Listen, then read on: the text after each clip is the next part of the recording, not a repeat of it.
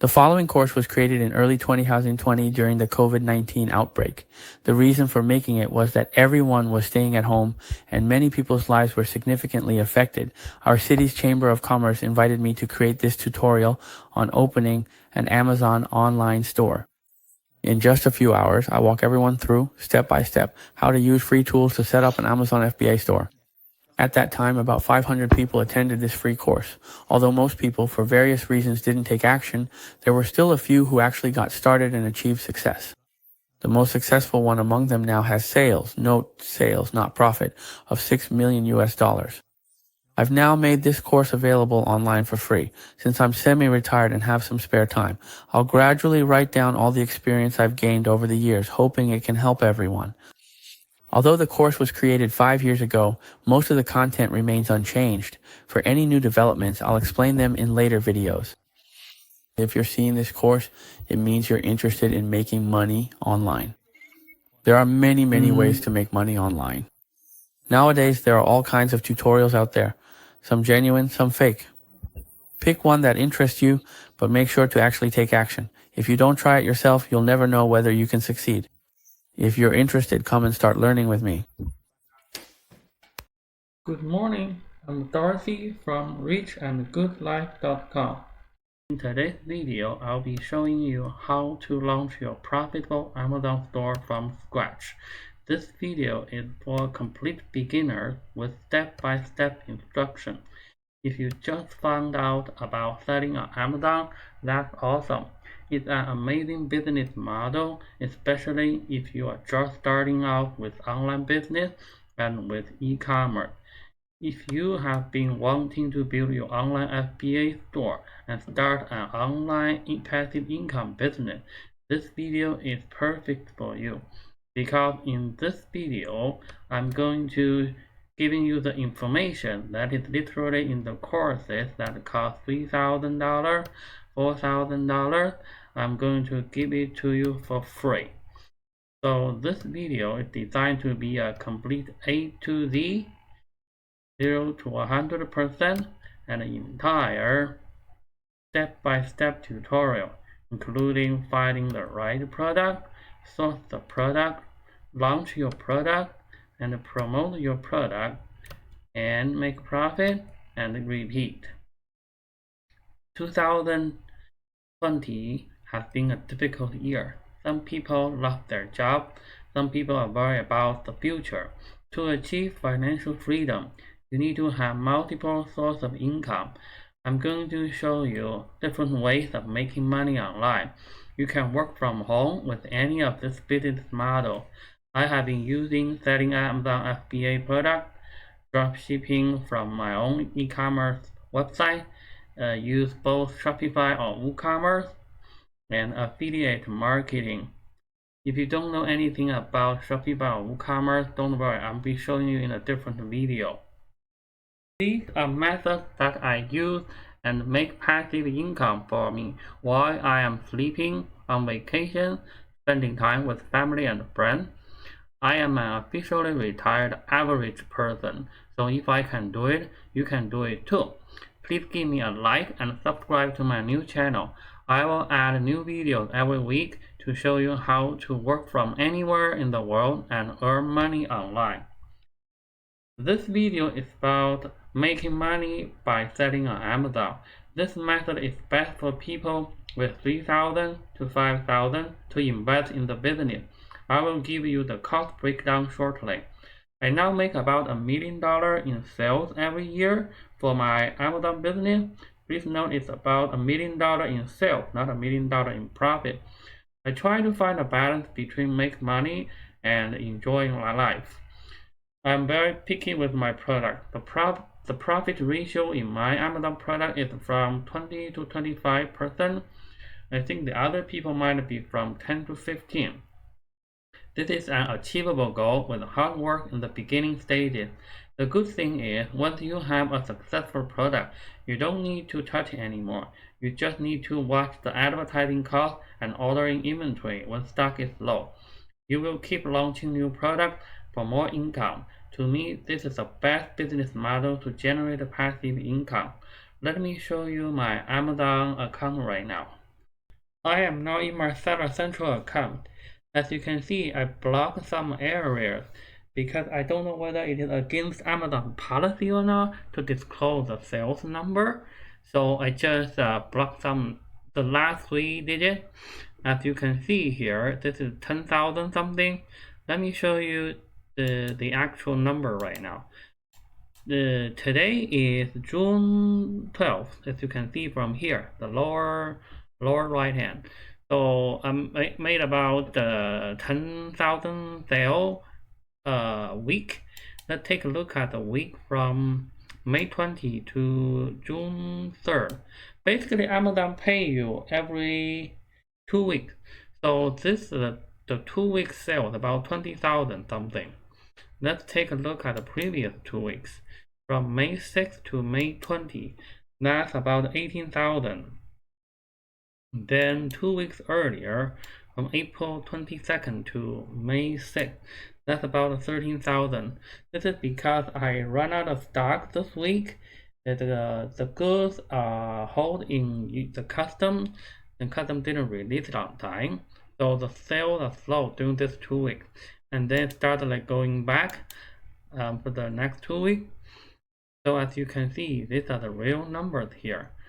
Now let's take a look at how much sales we can make per year. In United States, holiday season starts in November and ends in December. The sales in non-holiday season is about the same every month, while the sales in holiday season is 1 to 3 times of total sales in non-holiday season. Let's assume 1 month is exactly 4 weeks. As you can see, my sales in every 2 weeks is about 20,000. 20,000 multiplied by 2, we will get 1 month sales about 40,000. From January to October, that's 10 months. So the total sales from January to October will be 40,000 multiplied by 10 equals 400,000. Let's say our sales in holiday season is 1.5 times of our non-holiday season. So 400,000 multiplied by 1.5, we will have 600,000 sales in holiday season. Now let's add our non-holiday season sales, 400,000. Our annual sale is about $1 million. My product has profit ratio of 20 to 25%. Let's use 20% here. The profit will be 1 million multiplied by 20%. So that's 200,000 profit before tax. Of course, you need to pay tax. Now let's take a look at my advertising cost. I am now in my Seller Central page.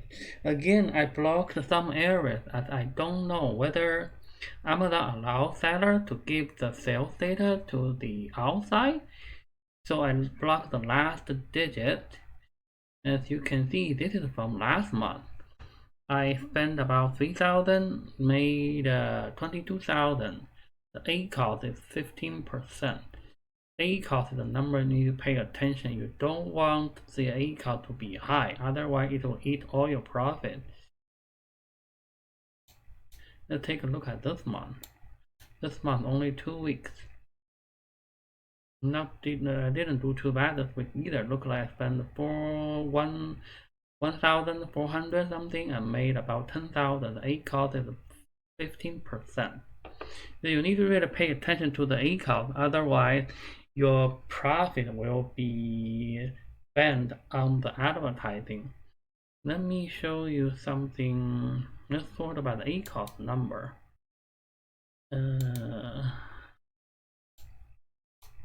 This one I did some changes recently. This for this month. That's not correct. Let's take a look at it here.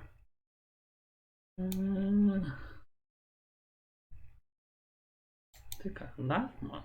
I think one number is very interesting. Now, you see here, this one, like 1%.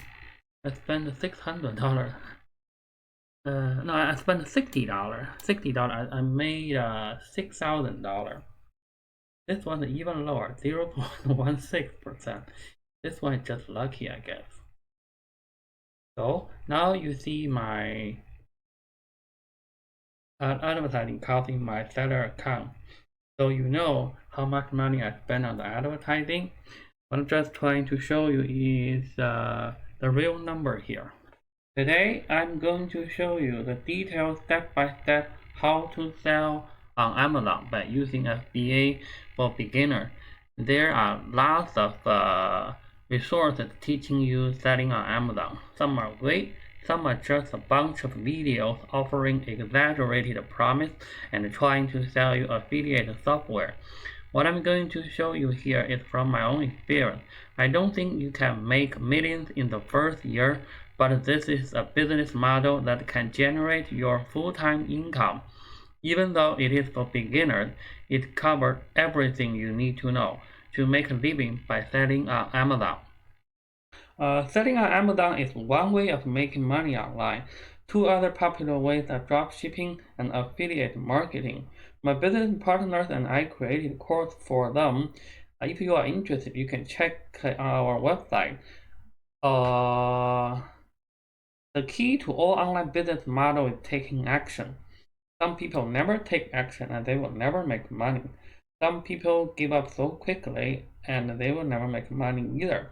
In my opinion, dropshipping or affiliate marketing is not as easy as you might think.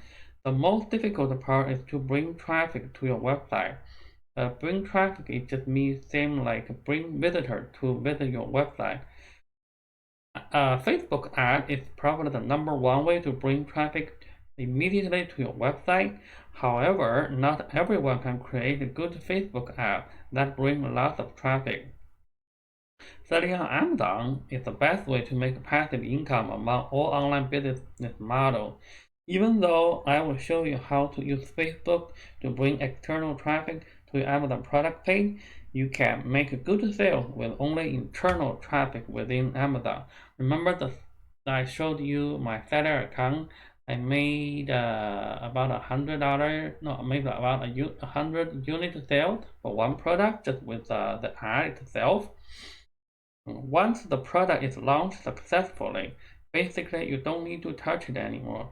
You just need to watch the sales and order inventory. You don't need to worry about the shipping product to the customer or the customer service or customer return because they are all handled by Amazon. You start with another product and go on. Once you are familiar with the Amazon business, you can try dropshipping or affiliate marketing. If you learn something from the free Amazon business course, you're welcome to try our dropshipping or affiliate marketing courses. Before we start, you need to know that business needs investment. It also needs your hard work.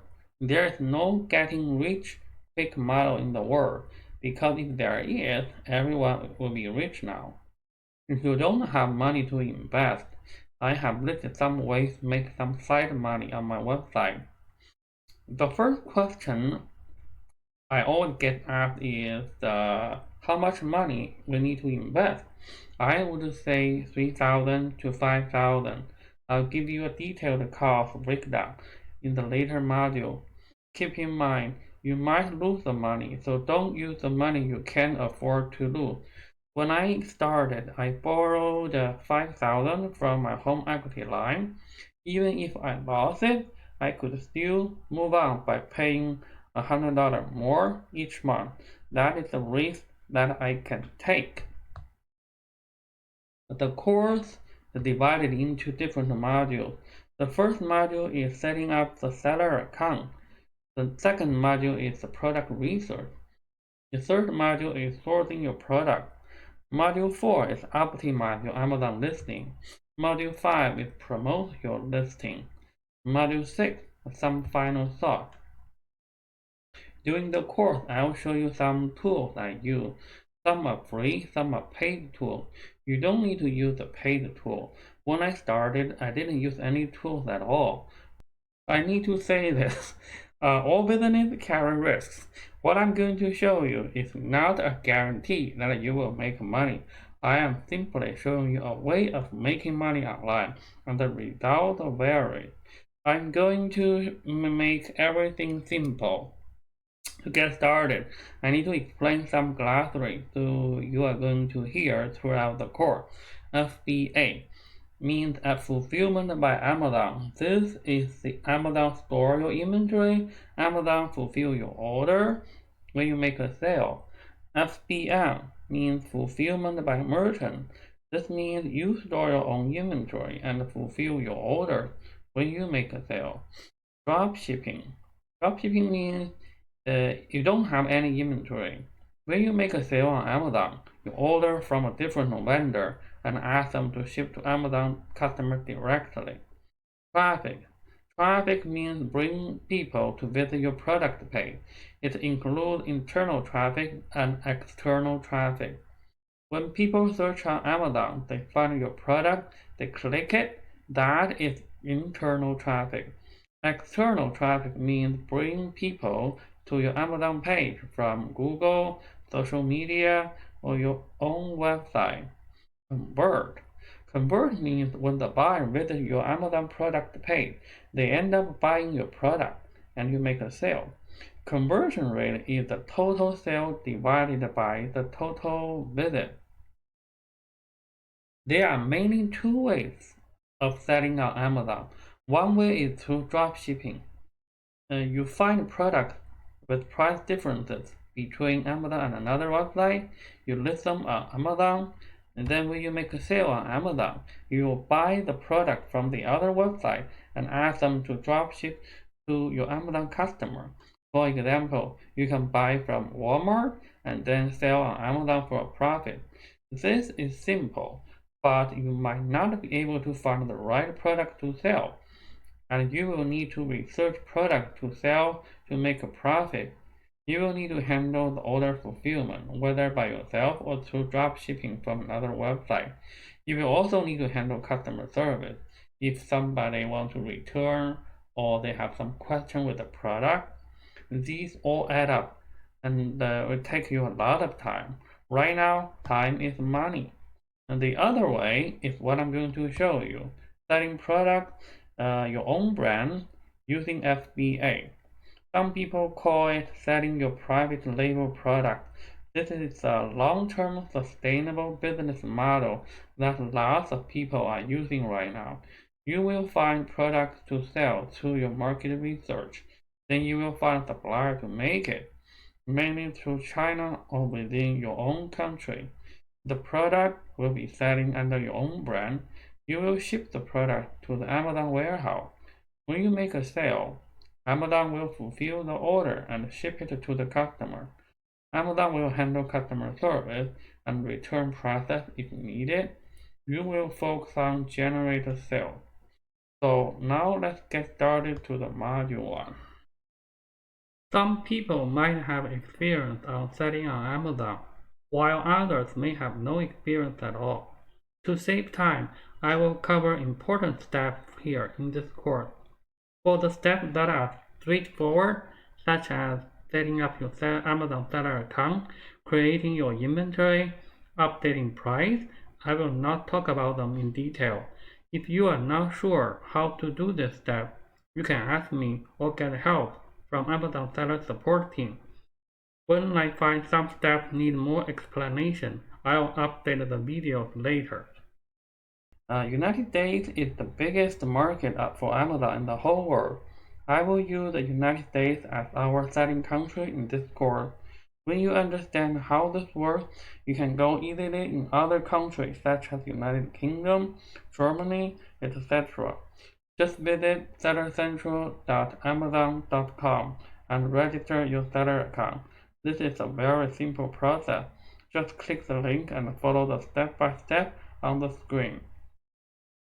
Treat this like a real business. Follow Amazon's private policy. Don't break the rule. Couple things I need to mention. The first thing is write down all the information when you register the account. Either put them in your notebook or take a screenshot. This is very important. technically, you can only have one seller account for your business. Amazon tracks your seller account by your name, your address, the computer you use, the IP address, means your internet, the telephone number, your bank account number, etc. If you have multiple computers at home, only use one computer to access Amazon seller account. Maybe in the future, your sister or brother or your husband or wife wants to open their seller account. You don't want their information linked together with yours. Otherwise, your seller account and their seller account will be banned by Amazon. If you share the internet with other people, make sure they don't have an Amazon seller account. Otherwise, both your seller account and their seller account will be banned by Amazon.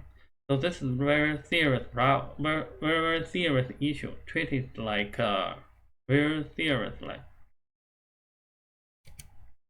When you register your seller account, if you are US-based seller, there won't be any problem when you create your Amazon seller account.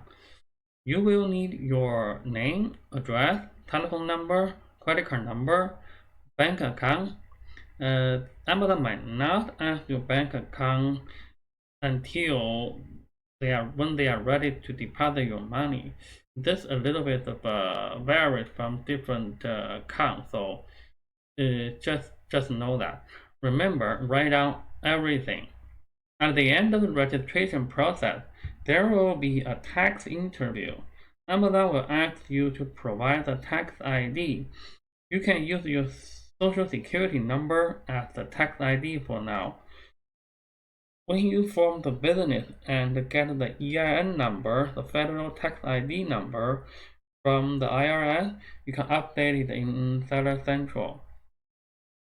You can use your personal information to sell on Amazon.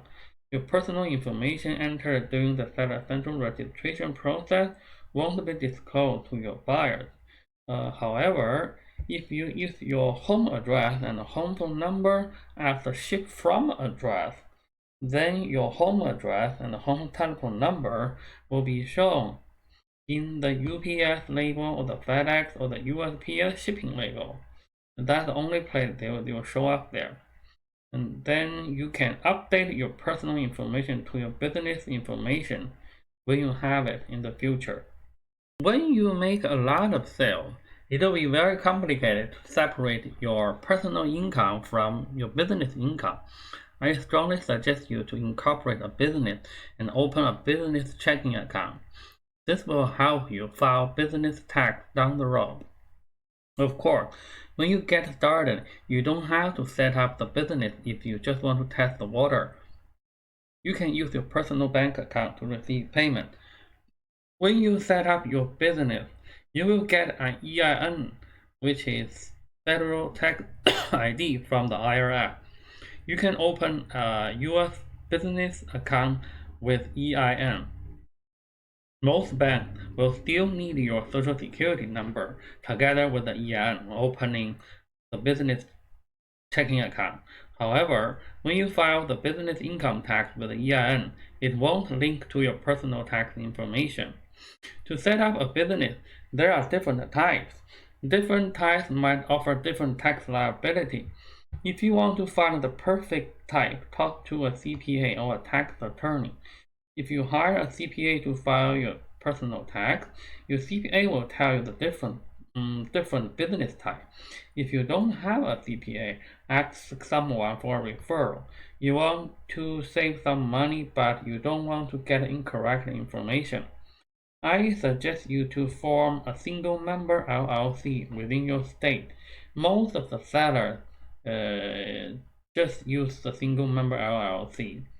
You can do so by going to your home state website or call them. They will show you how to do so. You can also hire a CPA to do it for you.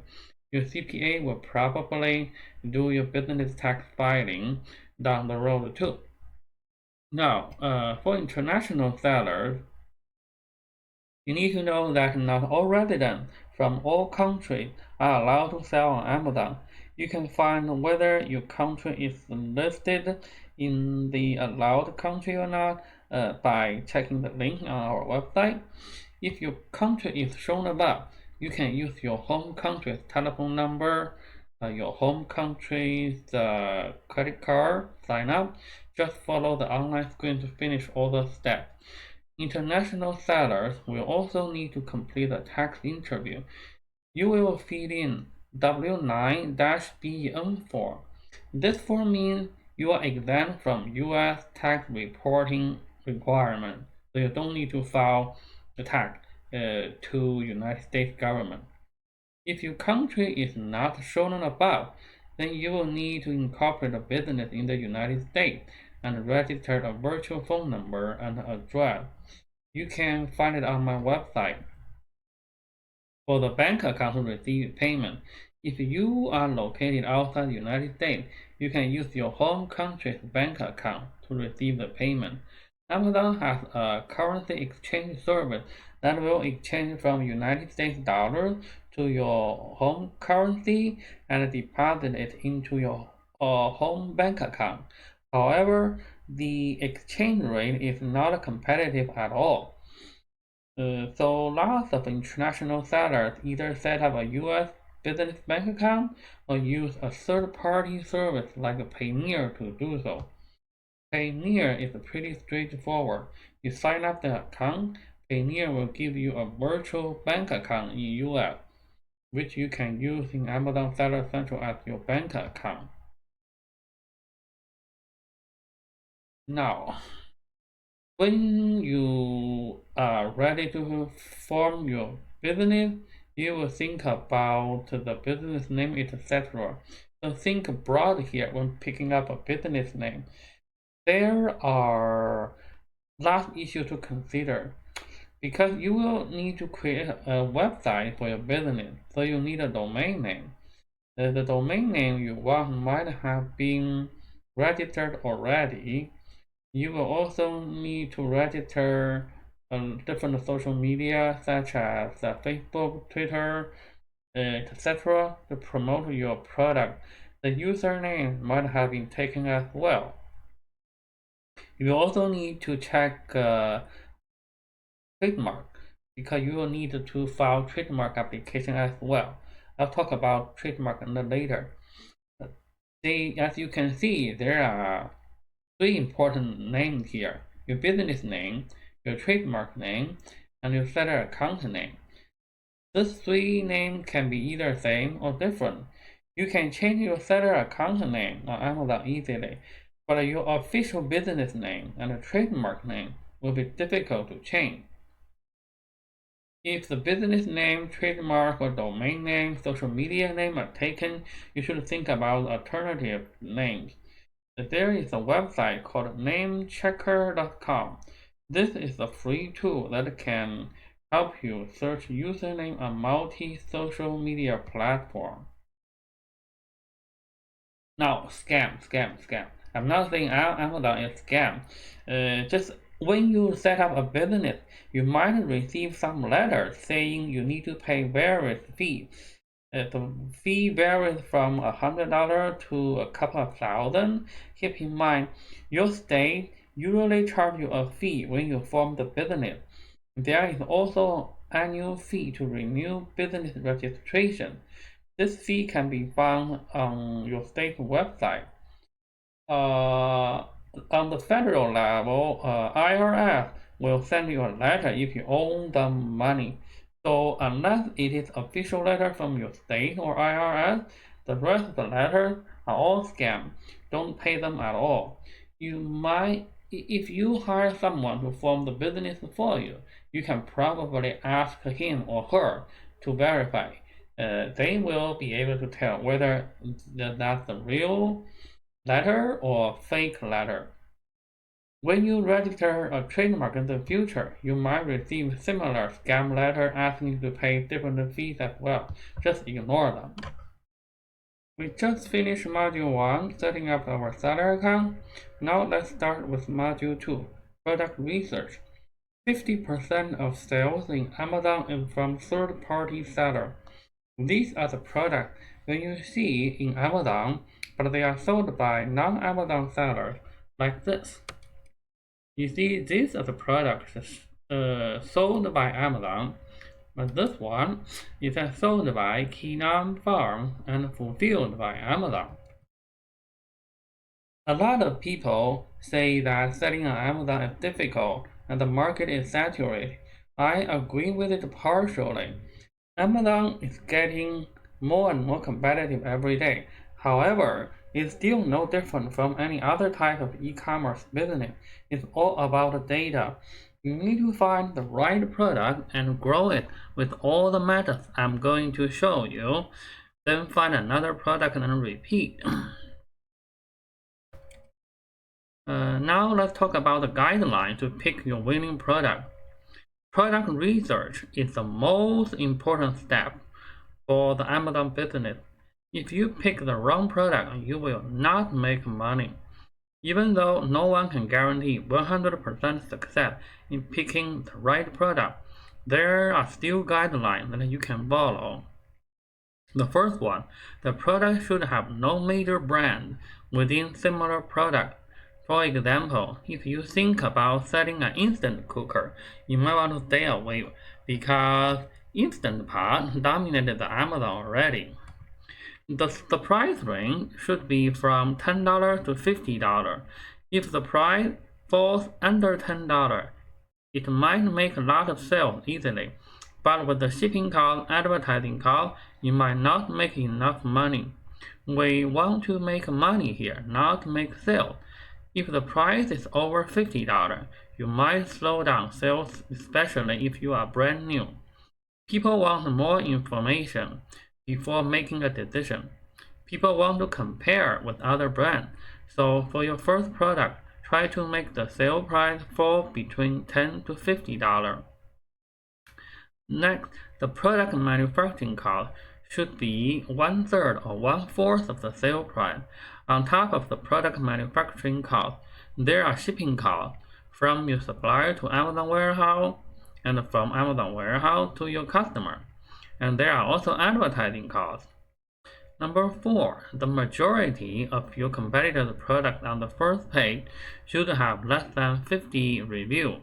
The amount of reviews is one of the most important factors when Amazon decides your ranking in search results. When you do a search on Amazon, you can see some products, not the sponsored ad. You can see some products showing up on Amazon first page, though they don't have lots of reviews like the top 3 sellers. I think somehow Amazon search ranking algorithm recommend the product with fewer reviews as well. If the majority of the product have above 50 reviews, I suggest you not to pick this product as your first product. Now, the next is your top 3 competitor product should have at least 300 sales per month. I'll tell you how to find this number shortly. And your competitor's product should have a BSR, bestseller ranking, less than 5,000 in the main category. This generally tells the product made a lot of sales. The BSR factor varies in different categories. This is not a must if you can find out how many units the product sells per month. You can see the BSR here, the Amazon bestseller rank. This one is 27,216 in the grocery and gourmet food category. The product should not be available in your local Walmart if it is a general product, or it should not be available in your Home Depot or Lowe's if it is a home improvement product. People in Amazon paid $100 per year to join Prime members because they want faster 2-day shipping. If your product is available locally, people might just go to buy it so they can get it today. When you search on Walmart.com, we find your search with store availability. If the product is only available to shipping or to third-party seller, I wouldn't say it is available at your local Walmart. Next, the product is lightweight and not oversized. Amazon FBA charges high shipping costs if the product is heavy or oversized. I would suggest you to avoid the oversized product for your first product. The shipping cost involved with an oversized item will be high. If you missed a single part of the cost, you might end up losing money on the first product. Of course, you can try to sell oversized product from your second product. Just make sure you cover all the costs so you won't lose money.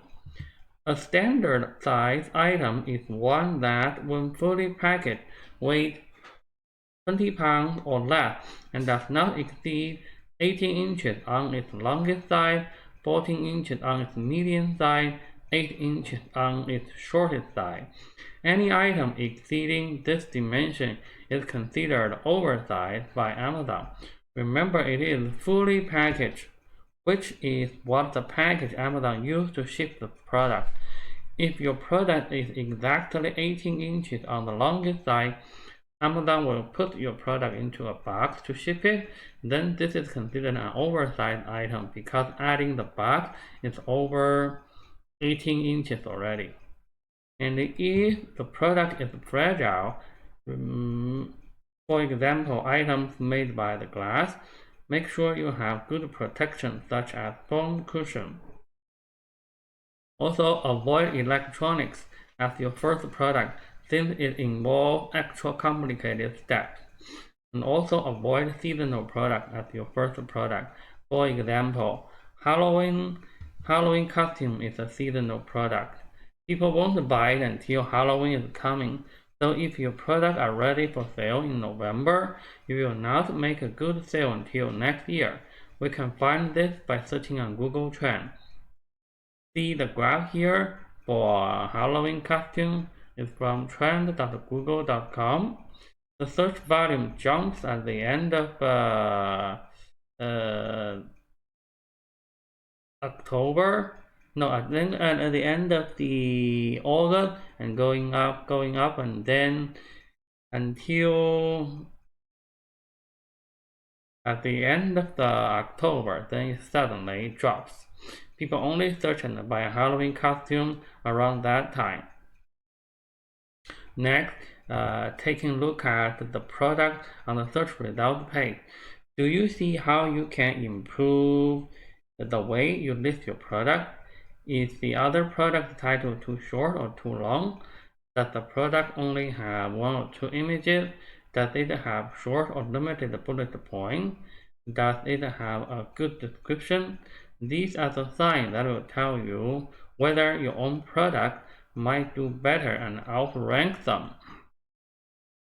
Here is a good example of good product. The example. You can see the title is long. There are 1, 2, 3, 4, 5, 6, 7 images. The bullet points. Oh, go back. The bullet point. The description below. And then by looking at this one, this is a bad product. This one only 2 images.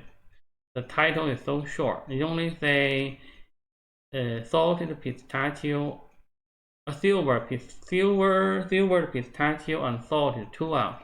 Well, the other one says wonderful pistachio, roasted and salted, 1.5 ounce bag, pack of 9. And there are no bullet point, basically just one line, silver the pistachio, and the note, the short limited bullet point, no description.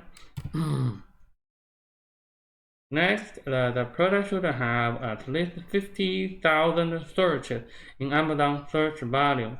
Without enough search volume, it is very unlikely to make a lot of sales.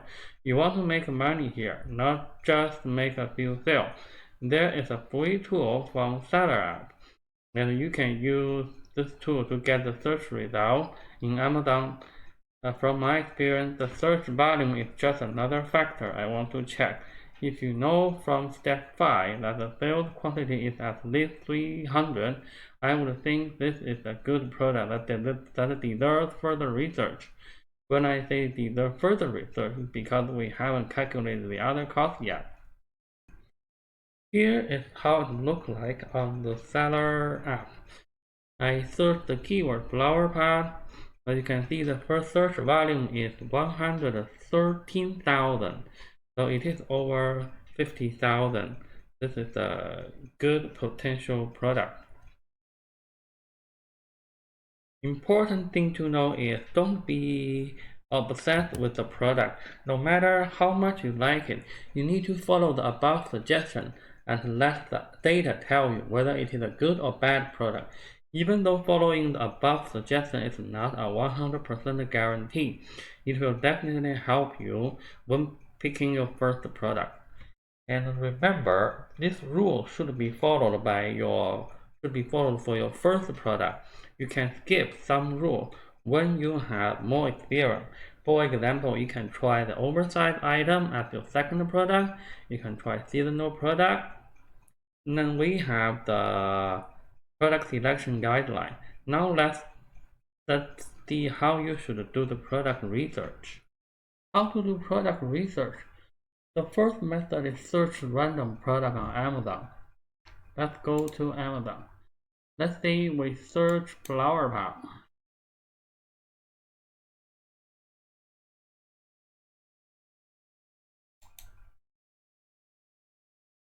And we see this one, $15.99. It has 469 reviews. And there is another similar one here. This one has 28 reviews. It's $15.99 as well. So I see two products here. The first one is a carton, 28 reviews, $15.99. The other one is Kingley, $15.99, 469 reviews. And then I look at the other product. I don't see major brand. At least to me, I don't know which one is a major brand in the flower pot industry, but doesn't look like there are major brand dominated here. And the price range is between 10 to 50. $10 to $50, so look like a good product here. Now let's go to Alibaba. Alibaba.com. I already find a similar product here to save us some time. You see here, this one 19 to 20%. This one is $1.66 to $5 piece. I think this should mean set, but somehow they put a piece here. But anyway, the price is negotiable, and the MOQ is negotiable too. Minimum order.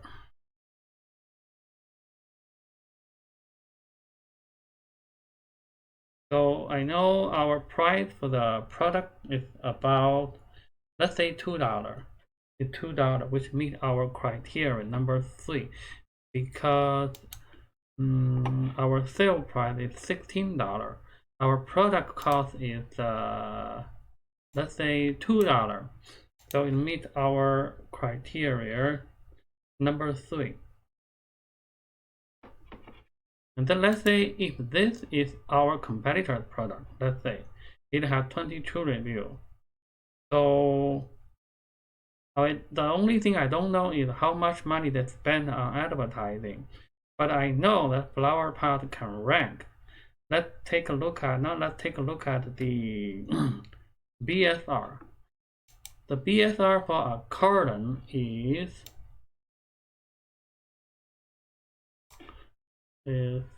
here. Bestseller run. This one is 148,000. It doesn't look that good to me.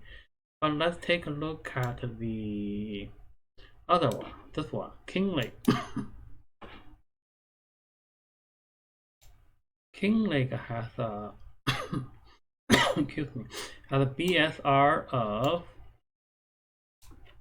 1,791. So this is a pretty good BSR. So I think this is a good product to take because that deserves further research. Now let's go to Walmart and take a look at what they have over there. We search flower pot, and then we select store availability. Okay, take a look at here from the top to the bottom. I don't see anything similar to what we have in Amazon. Only one page. So this product is not available in Walmart.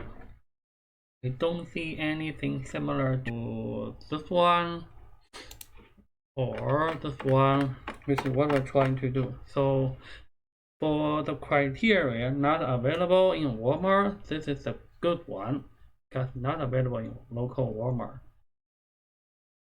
And then, excuse me, this one is lightweight, not fragile, because this is made by plastic. Plastic one, made by plastic. It's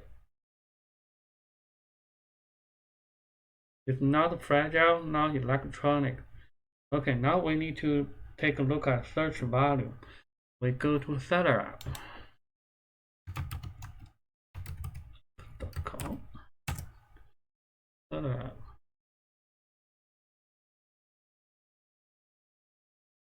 Keyword search. This one. Flower pot.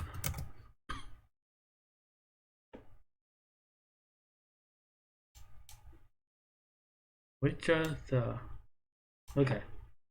Flower pot. You have 113,890. So this one is with above 500,000, which is good. Okay, now we need to see our criteria number 5. How to find out how many units we can sell. Let's go back here. Let's use King Lake as example, whether we can find it. Okay. Oh, this one has 100 here. We must set a maximum limit.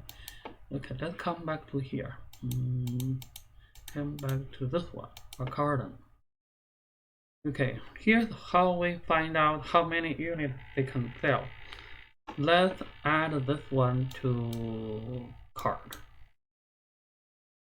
We go click cart. And here, we click the 10 plus. And we will enter 999. 999 is the maximum quantity you can have in your Amazon shopping cart. Let's see an update. Oh, this one, he only have one available. So maybe he is almost running out of stock. Like set up a maximum quantity you can add to shopping cart. Then we cannot use our trick. We will find a product with a similar bestseller ranking. Let's try this one. This one is 2000 something in Patio and Long Garden, quite similar to King Lake 1700. Let's add this product to the cart. I'll show you the trick. And we click the cart. And we click the quantity. We click the 10 plus. Let's enter 999. 999 is the maximum quantity you can put in your Amazon shopping cart. Let's click update. Now it says this seller has only 669 units available. So tomorrow around this time, we come to our shopping cart again and try to enter the 99 here again. And that will give us the quantity of tomorrow at that time. Let's say today is 669 units. If tomorrow the unit go down to 600, then we will know that from here, from today, that after next 24 hours, this seller sold 69 units. We keep doing this for 7 days total. So let's say the day after tomorrow, we see 500 units. Then we know that the seller sold 100 units during that 24 hours. This is how we can find out the correct quantity they sold from Amazon. This is the true number, not the estimate from the tools. Okay, let's summarize the method I just used. I search flower pot on Amazon.com. I see no major brand from my search result. The price range is between $10 to $50. And then I go to Alibaba and see the product cost is about $2. And then my competitor has about 22 reviews, and it is showing on the first page. The BSR is about 7,000, which is not too bad. And it is not available in my local Walmart. The product is lightweight, not fragile, and not electronics.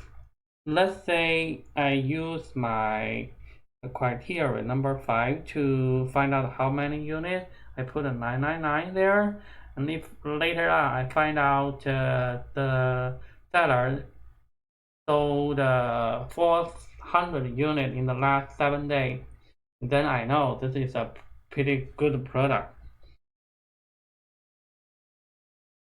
So to use this method, talk to your friend, family, and ask what product they like in their life, or what product they think would make their life easier. Write down some product ideas when you go shopping or dining in restaurants, running outdoors, etc.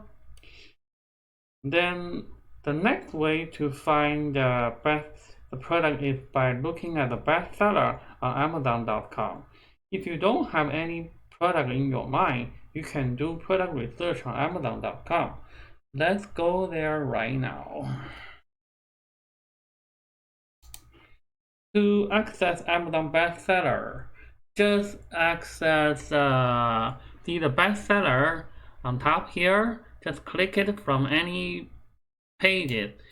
If you cannot see it from here, you can go to google.com and then type Amazon bestseller. It will bring up. It will bring you to this page.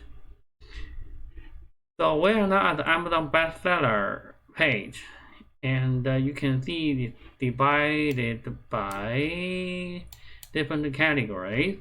So we have to go to different category, even 1 or 2 or 3 level below.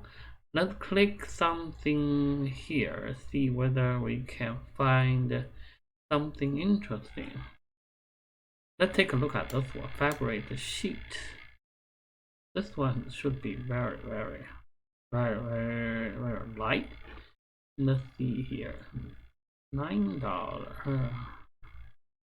$10 maybe price too low. Let's try this one. $20. This one. Okay, let's take a look at this one. No, the ranking is very high, and the main category is 625. Let's get a keyword here. This is probably called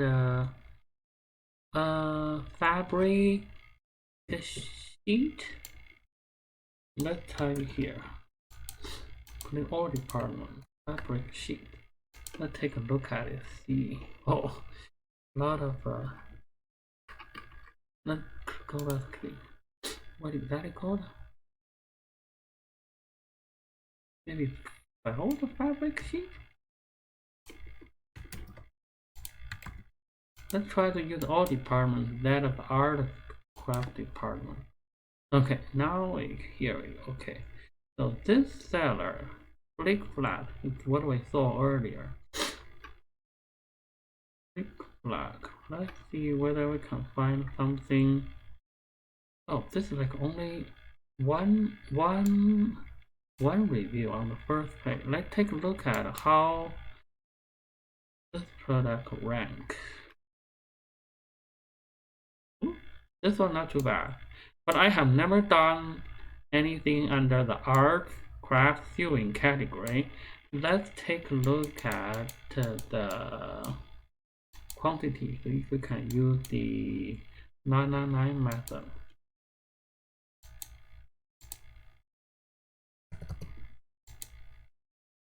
Okay, It said this seller had 259 units. Probably we can take a look at it, see how many units it can sell. Let me go to Alibaba right now. It's called felt fabric sheet.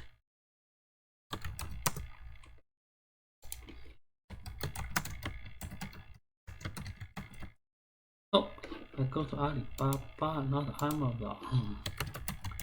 Alibaba, Alibaba.com, not Amazon.com. Let's take a look at here. Felt fabric sheet. Yeah, look quite similar. It's sold by kilogram per meter. Oh, this one. Okay, square meter. So this is probably cheap to make. $13.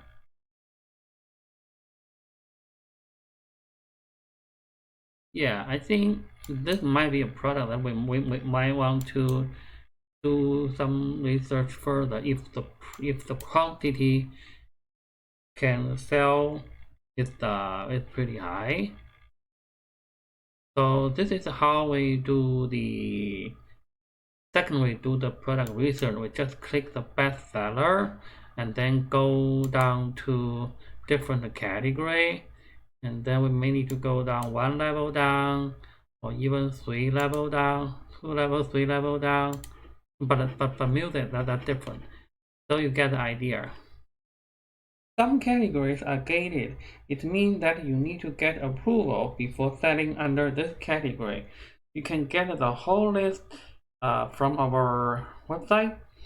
When searching for products from category, we should avoid the following category when you get started. They are either difficult to rank or come with a very low profit margin. Books is especially very low. These categories include Amazon device and associate accessory, Amazon pantry, appliances, apps and games, audio books and original books, CD and vinyl, clothing, shoes, jewelry, digital music, electronic, gift card, grocery and growing food, Kindle store, magazine subscription, movie and TV, software, video and game. Some categories are dominated by big brands. For example, toys are mainly from big brand manufacturers. List your candidate product in a spreadsheet, either Microsoft Excel or Google Sheet, and then use the method mentioned above, 999 method mentioned above, to verify them. There are other popular sites for the ideas. You can go to websites such as wish.com, zoom.com, or even aliexpress.com. A lot of products that are not yet available to sell in Amazon, but they are available on this site. If you can find a good product and start selling before other people start, you will make lots of money. Of course, if you sell products that never exist in Amazon, the risk is higher. You might end up not selling as much as you thought. I do not recommend a fresh new product as your first Amazon product. When you have more experience, you can try a brand new product that never exists in Amazon. Tools we can use. As you can see by now, the above steps all require you to do research one by one. This is very time consuming, as you might get overwhelmed with all the products and just give up. This is where the tools come in to help this process. I'll show you a free tool first. This is a Chrome extension called Unicorn Smasher. You need to install the extension in the Chrome browser. Install your if you don't have Chrome install the Chrome browser first, then install this Chrome extension. The free version of the Unicorn Smasher will be good enough. After you reinstall your Chrome browser, you can search in Google, type Unicorn Smasher, and here is the link. Chrome extension Unicorn Smasher. Let's click it, and then add to Chrome because I already installed it, so it says remove from Chrome. Okay, after we install, it will show up here like AMZ here. How to use it? Let's go to Amazon. Let's still type flower pot, and then we click this link, the unicorn smasher. Okay, now you see that analyzing.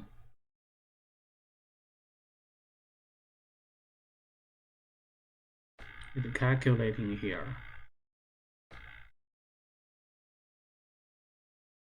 Okay, you see you can click in here, show the picture. Oh, this is the King Lake one. The localized finish FBA. We can export it to CSV. Let's export it right now. So you see here, by using Unicorn Smasher, it will show you image, etc. We can worry about later. It shows our price, the category. They're all in the same category apparently. Their rank. Remember the King Lake, like 1700. It shows here. The estimated sale. It says estimated sale. Okay, it says actually King Lake. So the 660 units the last month. This is just estimated sale. So they have estimated revenue of this one, 10,000. They have review count here, 469.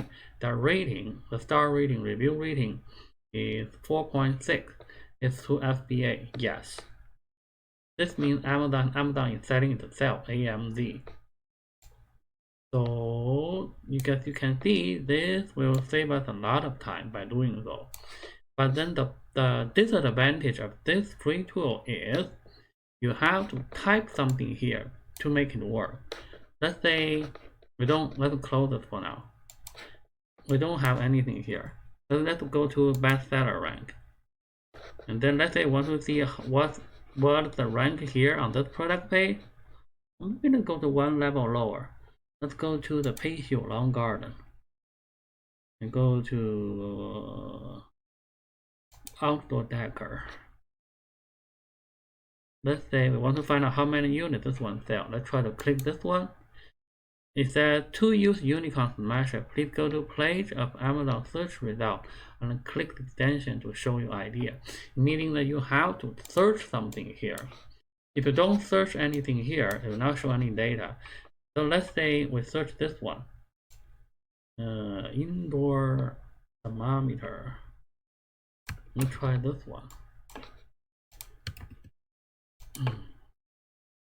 Okay, let's see this one, right? Then we click this one.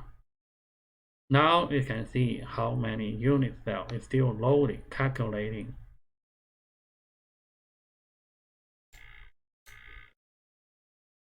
Right, then we can export them. This will help us in the product research.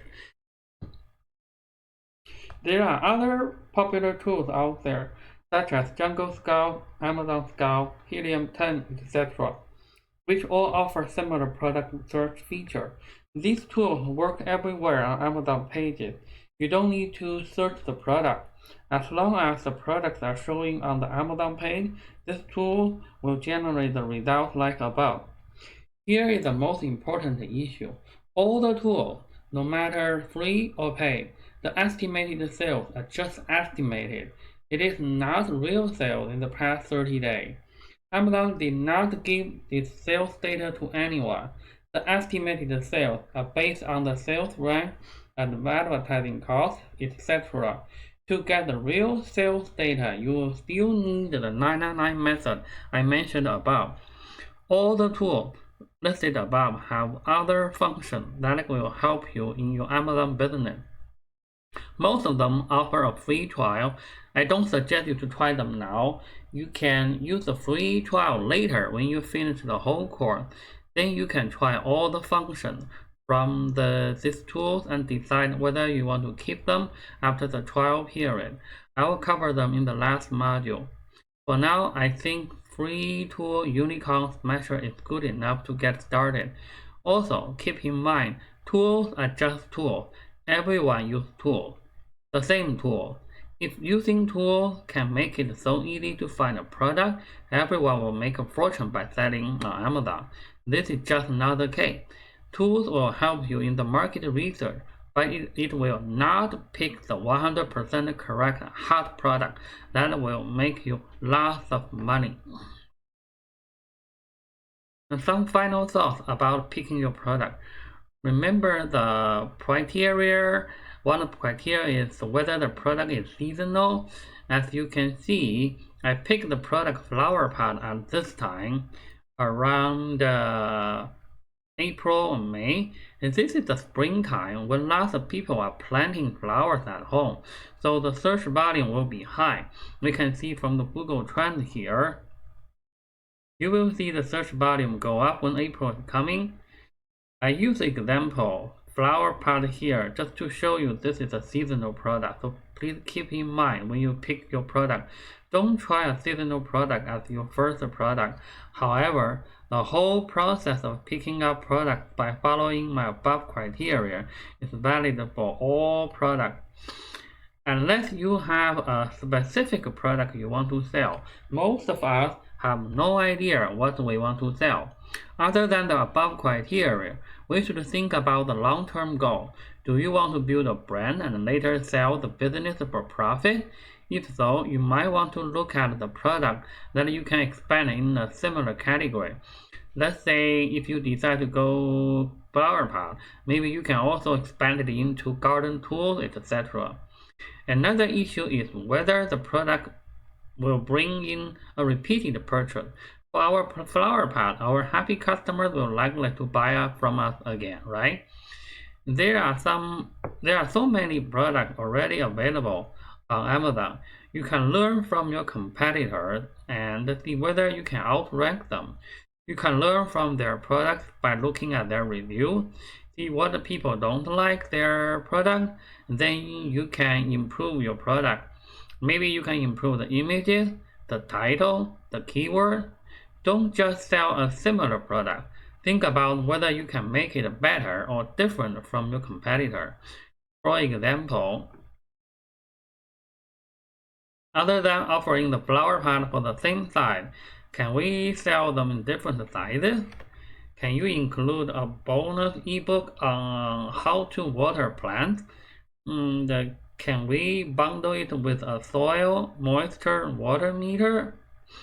You might not find the perfect product if the product has to meet all the above mentioned criteria. You might have to try with less than perfect product while keep doing your research. There are other factors such as advertising costs that will determine whether your product is a success or a failure. Now, let's talk about the pattern. Check the pattern. This is another important step before deciding ordering your inventory. You should check the pattern when you are going to use the 99 method to calculate the order quantity. Otherwise, you are just wasting your time and only turned out you couldn't sell this product. You need to make sure the product you are going to order is not patent protected.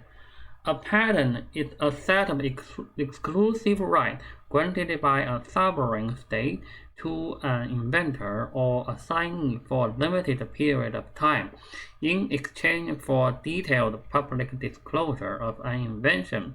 You can use others' patent. Amazon is very strict about intellectual property infringement. If the property owner reports you to Amazon about the infringement, Amazon might shut down your seller account right away. You don't want that to happen. So first, you don't want to use others' trademark. For example, if you want to sell toys, don't put the brand Lego as your trademark. This is because Lego is a trademark of the Lego Group. Second, you want to verify whether the product itself is patent protected or not. For example, GoPro detailed a harness to attach a camera safely to your body. This harness wouldn't dislodge while surfing, rock climbing, dancing, nikeboarding, or doing anything else. This harness design is patent protected. If you sell a similar camera harness, make sure its design doesn't violate the GoPro patent. There are two places to do a patent search. The first one is the Google patent search. The other one is USPTO, United States Patent and Trademark Office patent search. You can type the product name in the search field and see whether there are existing patents for the potential product you want to sell. Most patent documents were written by the attorney. If you find it is too complicated to understand, either pass this product or consult a patent attorney. Stay away from patent-protected products as your first product. Now register a trademark. Register a trademark is necessary these days. Remember, we talked about the business name in the first module. The business name and the trademark name can be the same or different. It all depends on what you need. You register your trademark to USPTO, United States Patent and Trademark Office. Registering a trademark usually takes from 6 to 9 months to get approved from USPTO. If there are some issues in the application, it can take even longer. Once your trademark is approved from USPTO, you can apply Amazon Brand Registry. This usually takes 7 days. Here's a definition from Amazon about their brand registry. Amazon Brand Registry gives you access to tools that enable you to more accurately represent your brand, find and report violations, and share information that can help us proactively prevent infringement. Brand Registry also helps you protect your intellectual property and create an accurate and trusted experience for customers on Amazon. When you have your brand registered with Amazon, you will access more features that will help you sell on Amazon. The sooner you register your trademark, the faster you can enjoy this feature. The following are the 3 important features. The first one is when you create a product in Amazon, you create a new listing. However, you don't own the listing even if you created it. Amazon allows everyone to sell under the same listing.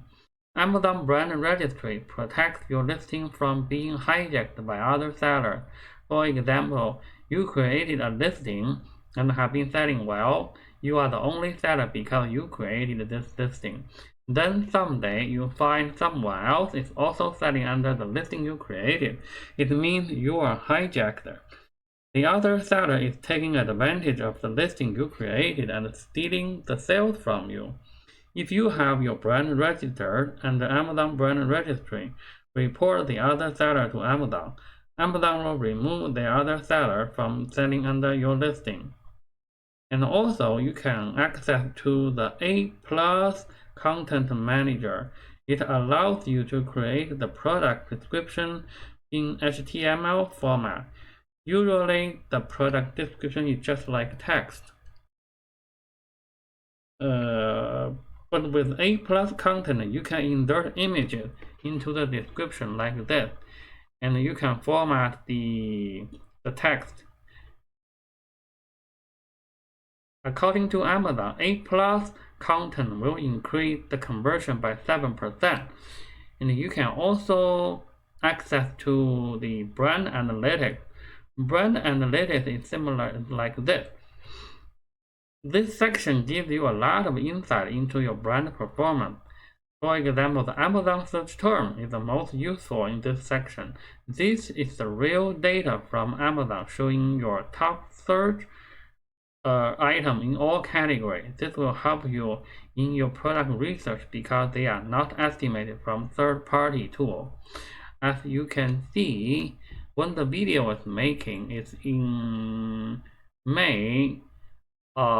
This time, a lot of people are still in the lockdown stage, so people are searching. You see the top first The most searched item number 1 is face mask. Then the next one is Clorox wipe. Then the third one is hand sanitizer. So these are the real data from Amazon. To register a trademark, go to USPTO website and apply it. You can do so by yourself or hire an attorney to do it for you. If you want to register a simple text trademark without any possible confusion, you can probably do it by yourself. For example, if your trademark is a bunch of random letters, then it is simple. It is just random letter without confusion. If it is not taken, just follow the step on the above link and apply it. The cost is about $225 or $275 per class of goods and service.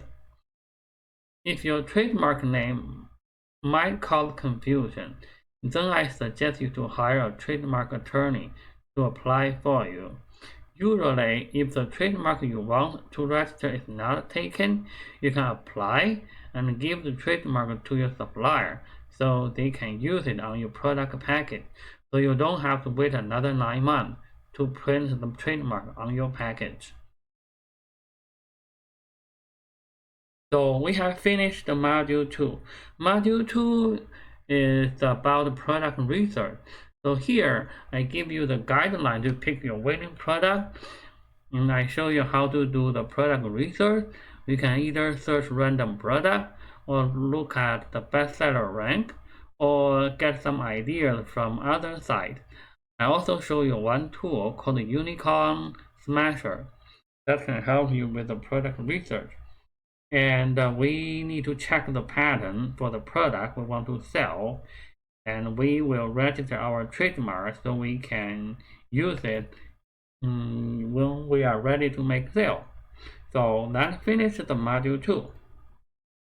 Module 3, sourcing product. How much should you order? Before I talk about the quantity you should order, let me tell you a bit of how Amazon sales rank works. Most sellers in Amazon tend to agree that Amazon gives new products 30-day window time. Amazon is all about how to make more money. Amazon favors existing products with a lot of sales and a lot of reviews, but Amazon also wants to bring in new products. If you can make enough sales during the first 30 days to boost your sales rank to the first page, then it is likely that you can make a good sale in the future. During the first 30 days, you will try all the available promotion methods to make more sales, such as Amazon advertising, giveaway, coupon, early review, etc. You are giving Amazon money to rank your product, so you don't want to run out of stock during the first 30 days.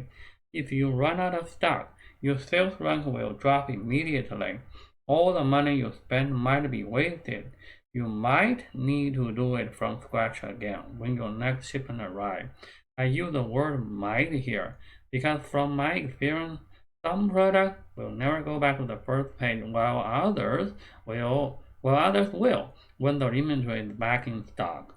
So generally speaking, I suggest you to order 2 to 3 months supply based on the order quantity you find out from your research.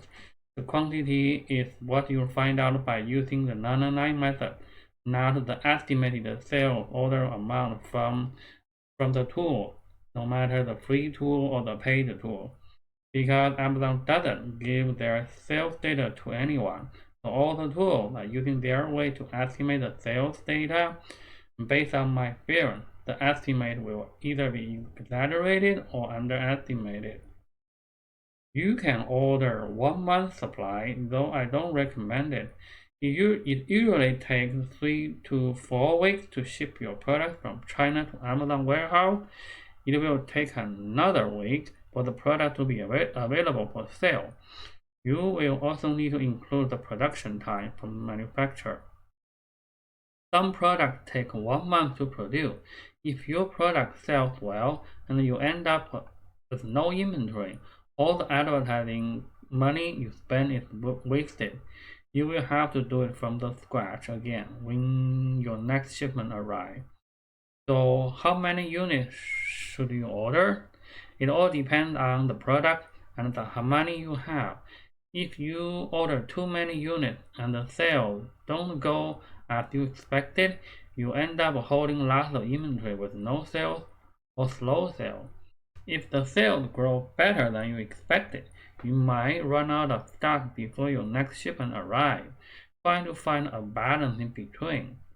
My personal advice, I prefer to be a little conservative on the first product. If I run out of stock, at least I know I found the right product and I have learned something about how the whole process works. So even if I have to do all the advertising again, it is better than holding a lot of inventory to make no sale. Again, this is business. All business involves risk. Though we do all the homework right, we might still pick the wrong product. For your first product, I want you to be a little conservative. I give the example of order quantity and the total money we need at the end of this module. If you don't have enough money, start with a cheaper product. Now, where do we order? Normally, we will order from overseas because it's cheaper over there. Or you can, if you are in the United States, you can order from United States. thomasnet.com is a website that people go to visit to find the product within the United States. The other one, Alibaba, is for the people who want to order from overseas. I will show you how to do so now. Okay, we are now at thomasnet.com. Here you just type, you can see for their suppliers, product, CAD model, diverse supplier inside. We just choose the product here. Let's type flower pot, see whether there are someone offer to sell this in the United States. Okay, look like there's nothing here. Let's change it into suppliers for flower pot. Okay, now we see there are flower and plant pot. There are 71 suppliers. Let's click one of them. So you see 35 manufacturer, plastic pot, direct importer, manufacturer, fine China, custom manufacturer. Let's take a look at this one. Okay. Custom manufacturer. What do they have? They have a homepage here. Click it. Okay, they are probably offering more than the flower pot, a lot of wooden items. So let's say if you decide to order from them, they have contact us here. Just call them, and then you will go from there. thomasnet.com is a pretty straightforward website that you can use to source product in United States. Before we go to Alibaba, let me tell you a little bit more about this. Most of us will order from overseas due to the cost. You can find suppliers on many websites. Alibaba is one of them. Alibaba is probably the most popular one right now. Alibaba has suppliers and manufacturers from around the globe. There's a difference between a supplier and a manufacturer. A manufacturer is the one who makes the product. A supplier can make and supply their product. So a supplier can also supply someone else's product. So the supplier generally offers a broader selection of products. I will use the word supplier in the course, just so you know the difference. It doesn't mean you can only buy from a supplier. You can find US companies on Alibaba too, though most of them are just middlemen. The majority of the supplier you will work with is probably from China. And then it's important to understand the difference between the US and China when talking about import. The first is language, of course. This shouldn't be a big barrier since most suppliers communicate with English. The second difference is work time. The working time is different. New York, when in the daylight saving time, has a 12-hour time difference than Beijing. So people in the United States are sleeping, people in China are working, and vice versa. United States use the imperial system, such as pounds, feet, and inches. Most of the other countries, including China, use the metric system, such as kilograms, meter, centimeter. When Chinese suppliers give you the dimension or weight, you need to know how to convert them back to the pounds or inches. You can do so by search conversion in Google, and then you use the online converter to get the number you want. The holidays are different. There is no Thanksgiving or Christmas in China. Thanksgiving starts the shopping season in the United States. So if you want to get your product for sale in the shopping season, the goods should leave China no later than November 1st. The biggest holiday in China is the Chinese New Year, which is normally around later January or early February. It will be for about 2 weeks when the plant is closed. So if you want to order inventory after Christmas, you need to consider this 2 weeks gap. And Chinese suppliers like to build a long-term relationship with their customer. During the process of sourcing products, you will meet some unresponsive suppliers. However, when you find a good one, respect each other. Don't just look for the cheapest price. Build a relationship. This is especially important if you run out of stock and they might put your order in front of other orders waiting for produce. Now let's go to Alibaba and find out how to find a good supplier.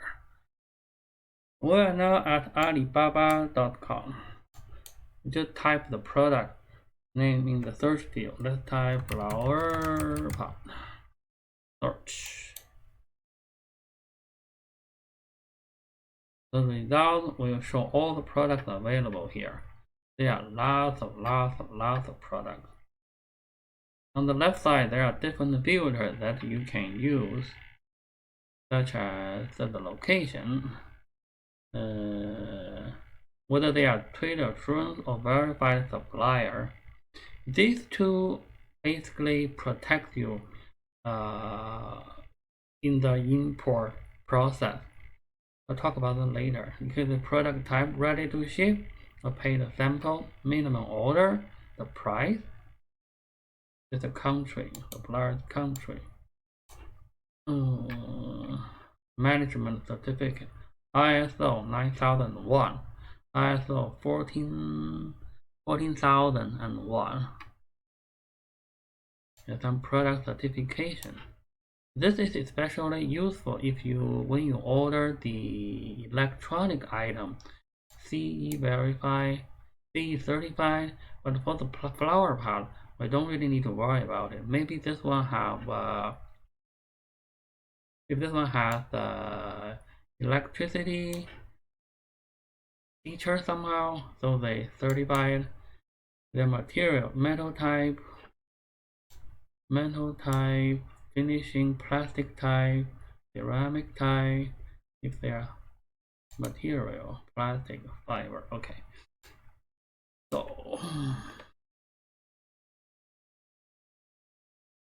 what do we need to see here? What we need to pay attention here? Let's select trade assurance and verify supplier here.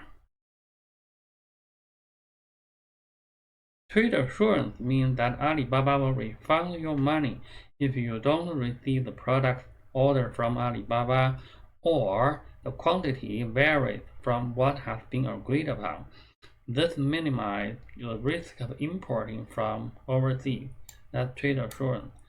Verified supplier for whom certain aspects of its company profile, management system, production capabilities, and product and process control are being assessed, certified, or inspected by independent third-party institution via online or offline means. It used to be called a gold supplier. I would suggest you to work with a verified supplier when you start. If you look at them, you will see here, this 1 year, it means that they are on Alibaba for 1 year. It not mean they are in business for 1 year. Just mean that they are on Alibaba for 1 year. So this guy, they are in Alibaba for 11 years. This one 1 year, 7 years. And there's a verified badge here. Let's click it, verify. So it says here, verify that the seller is assessed, certified, and or inspected by SGS Group. SGS is a third-party company in Switzerland. They are probably the industrial leader in the inspection. Okay.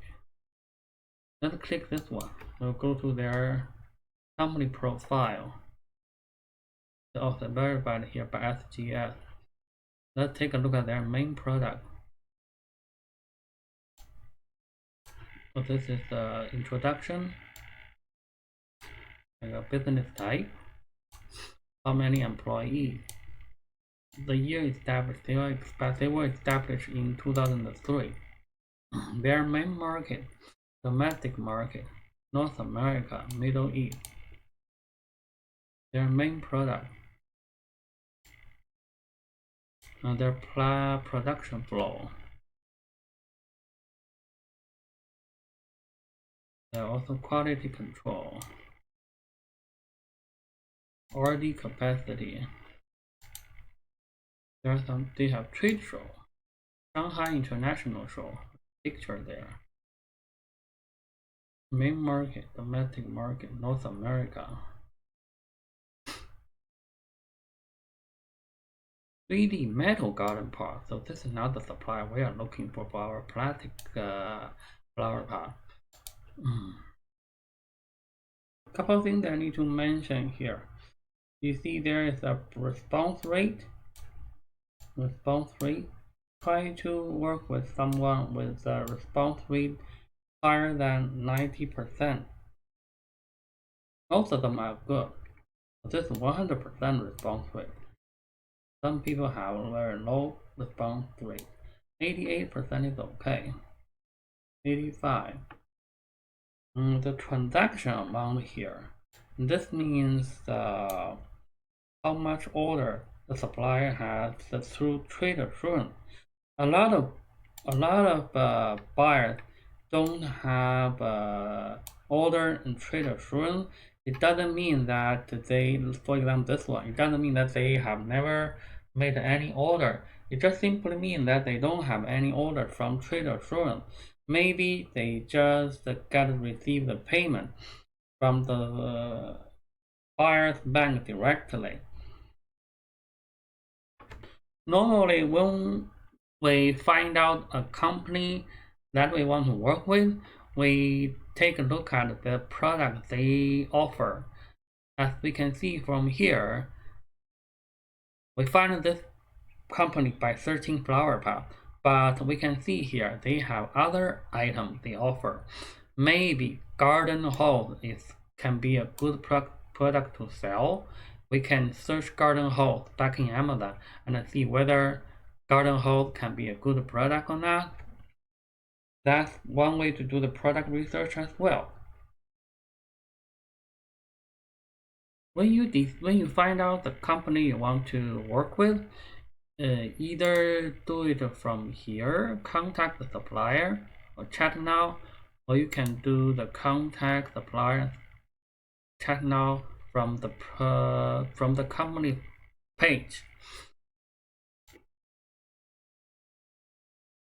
Once you find out the supplier you want, use the contact supplier or chat now, leave messages to contact your supplier. You don't need to create an account if you select the contact supplier option, but I suggest you to create one because you can keep all your inquiry history in your account. Contact many suppliers in your first inquiry. You can compare them by their response speed, their price, their minimum order quantity, etc. With the response from multiple suppliers, you have the knowledge to negotiate the price, the minimum order quantity, etc. I usually contact at least 10 potential suppliers, then pick 2 winners. In some cases, you might not find a lot of suppliers when you search for the product on Alibaba.com. Consider whether you use the wrong keyword. Maybe the product is called by a different name. If the product name is correct, but you just can't find a lot of suppliers, the product can be either very new or too old. Double confirm the estimated order volume we got from module 2 in market research. You don't want to go after a product which has existed in the market for a long time and no manufacturer wants to produce it anymore.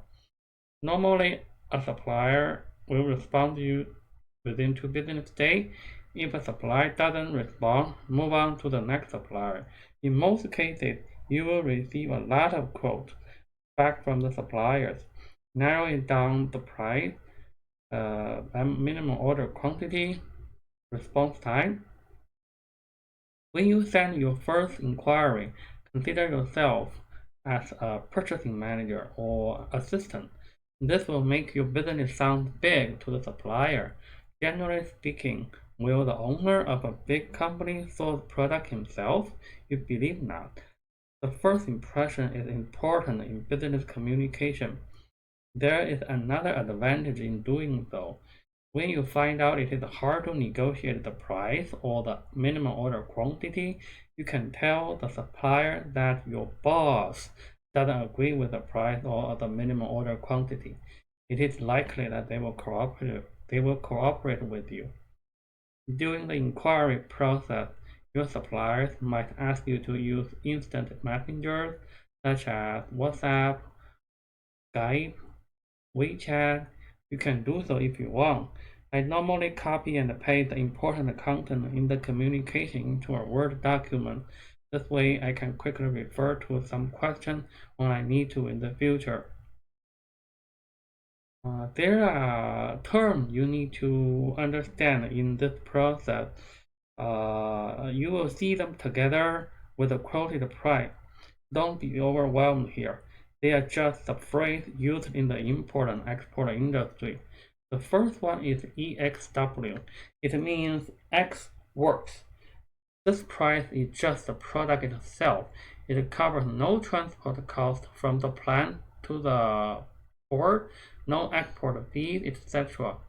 Of course, it will not cover the import fees in your destination country. To the buyer, you will have to pay all the costs after picking it up from the supplier. The second one is FOB, free on board. This price is the product cost plus all the costs until the goods are loaded into the export ship or the airplane. To the buyer, you will have to pay the ocean freight or the air freight, the custom clearance in the destination, import duty, transport cost from the import port to the Amazon warehouse. CNF means cost and freight. This means free FOB price plus the freight cost to the destination port. So to the buyer, you will have to pay the insurance in the ocean transport or the air transport, the custom clearance in destination, the import duty, transport cost from the destination port to the Amazon warehouse. CIF, the next one. CIF means cost, insurance, and freight. This is CNF price plus the insurance for the damage or loss of the product in the ocean transport or the air transport. And then there is another one called a DDP. DDP means delivered duty paid. This is the most convenient way for the buyer. The supplier will cover all the costs to ship the goods to the Amazon warehouse. No matter what type of price quote you receive from the supplier, there is another party called a shipping agent, or also called a freight forwarder, that can help you during the export and the import process. They will handle all the transport in the export country and the import in the destination country. Ocean freight or the air freight, the custom clearance, the duty payment. I'll talk about the shipping agent in the module 3.8. Now here is a chart that show compare the okay here the chart. EXW is just seller just be responsible for the price until at their factory door, let's say. And then FOB, FC is not used very often. FOB means the seller will pay here their product cost, the trucking to the port, and then cargo load to the terminal, and then pass through custom and loaded onto the vessel here, FOB. CFR is also the one we call the CNF. The seller will also be responsible for the cost from after loading to the destination port here. They just don't cover the insurance. That's the difference between the CFR and the CIF. CIF just cover the insurance. And then there's another one called a DDP. We'll talk about this. Is the seller cover everything till the end to the buyer. Insurance custom. Is the duty is also paid here.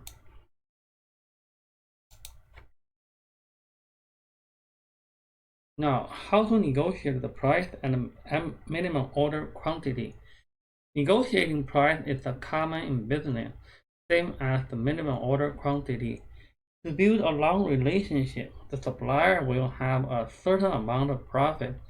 If you keep pushing down the price, the supplier will not work with you, or they will try to cut the quality of the product. You need to find a balance between the price and the quantity. Price and quality. You need to find a balance between price and quality. Unfortunately, there is not a formula to tell what is the best price. I generally compare the quotes I receive from all suppliers.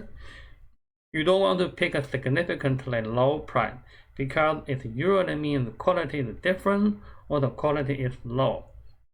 You can tell the supplier that the other supplier offers a low price and ask them whether they would match. Ask politely. Don't go back and forth and mark down the price again and again. If you keep doing so, the supplier might not want to work with you. Same as the minimum order quantity. You can negotiate with the supplier.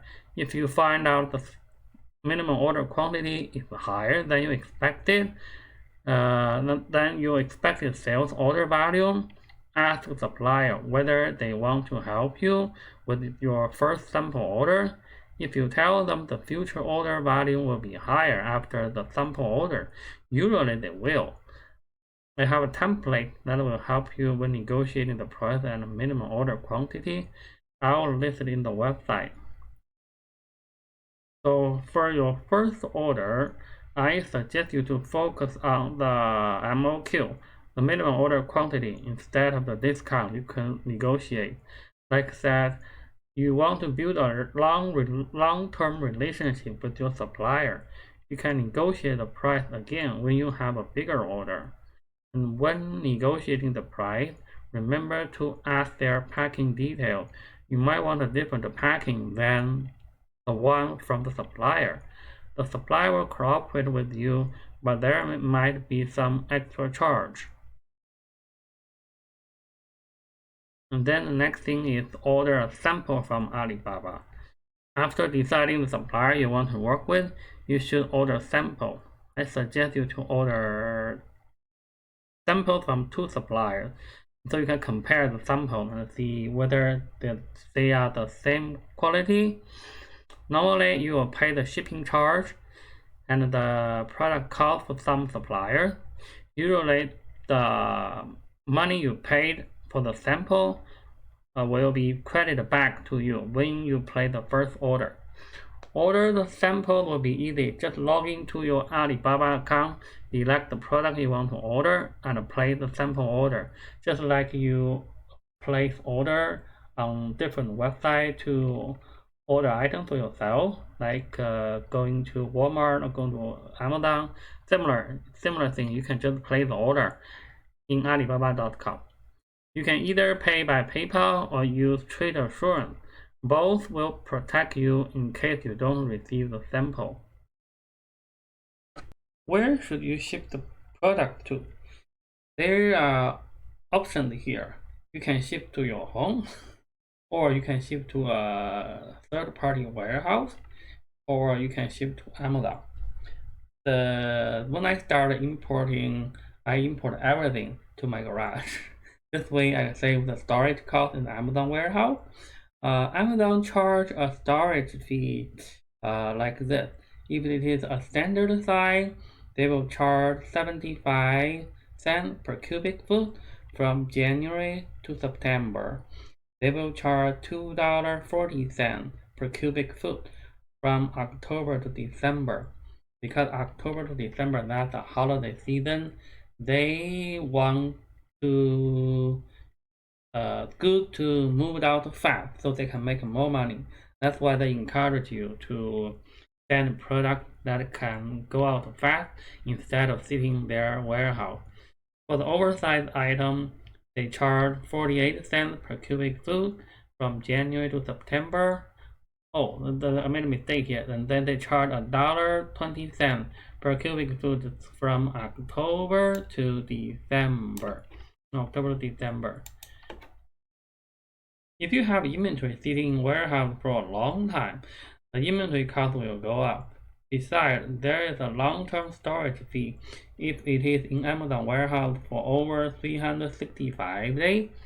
Let's hope it doesn't happen to you. But if it does, you'll be aware that there is a long-term storage fee for that. You can also send your goods to your third-party warehouse. Non-US sellers can do so too. They usually charge much less compared with the cost of Amazon. When you are ready to ship your goods to Amazon, you can generate the heavily discounted UPS label and use that to ship to Amazon. You can search Google for California warehouse because the shipping from China to California is the fastest and the cheapest route.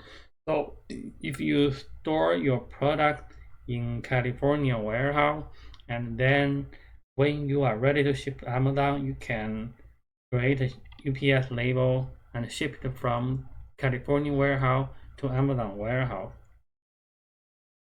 And lastly, we can ship directly from China to the Amazon warehouse, the FBA warehouse. Ship from Amazon directly. This is the most common way these days. If you do your research homework correctly, you will know your inventory is going to sell fast. You can save time by doing so. Now let's talk about the shipping agent. You already know your product cost. What you don't know is the cost from the supplier to Amazon. That is when the shipping agent or the freight forwarder can help. It is important to know the shipping cost. If you don't get it correct, you will find out the cost eats you a lot of profit. I will show you how to get the cost in this section. The shipping cost is never the same. It varies depending on supply and demand at different times of the year. It costs more in fall season since that is when lots of products are on the way to the US for the Christmas season. You need the correct weight, dimension of each unit from your supplier. In the shipping industry, there is a term called dimensional weight. It is if the dimension weight is higher than the actual weight. The ocean carrier or the air carrier will charge you based on the dimension weight. Here is the dimension weight formula. Length, height, multiply width divided by 6,000. The length, height, width need to be in centimeter. For example here, the length, if the product itself weight is 10 kilogram, the dimension is 86 centimeter in length, 36 centimeter in height, and 23 centimeter in width. The dimension weight will be 86 multiply 36 multiply 23 divided by 6,000. That equals 11.86. Then the carrier will charge you on the 11.86 kilogram instead of 10 kilogram. The next thing you need to know is the import duty. There's an import duty charged on the import product. Each product will fall into its HS code for the custom. HS code simply means the tariff code that the custom use for each product. Generally speaking, the import duty to United States is low for most of the products. However, from 2019, the Trump administration has set an escalated tariff on goods imported from China, leading to a trade war. Almost all products are charged an extra 25% of Trump tariff. You can find out the duty rate from the shipping agent. There are 3 ways to ship your product from China to the United States. The first way is called air courier or international express shipment. If the item you are going to order is very small in weight and dimension, such as jewelry, 1,000 pieces might be around 1 or 2 pounds, it is better to ship by air courier, such as UPS, FedEx, DHL, or the USPS. They offer door-to-door service, meaning that the carrier will pick up from the seller's door and deliver to Amazon warehouse. It usually takes 7 to 10 days to deliver. The cost is about $10 to $15 per pound, depending on the destination. Usually, no custom duty will occur if the supplier marks the total value of the shipment very low. Your supplier will recommend this method if they know the order volume or the weight is small. They will get the quote for you. Normally, there is no other fee under this method. The second way of shipping is by air freight. This is common for goods needed urgently. The goods are delivered to an airport in China, then shipped to a U.S. airport by the airline.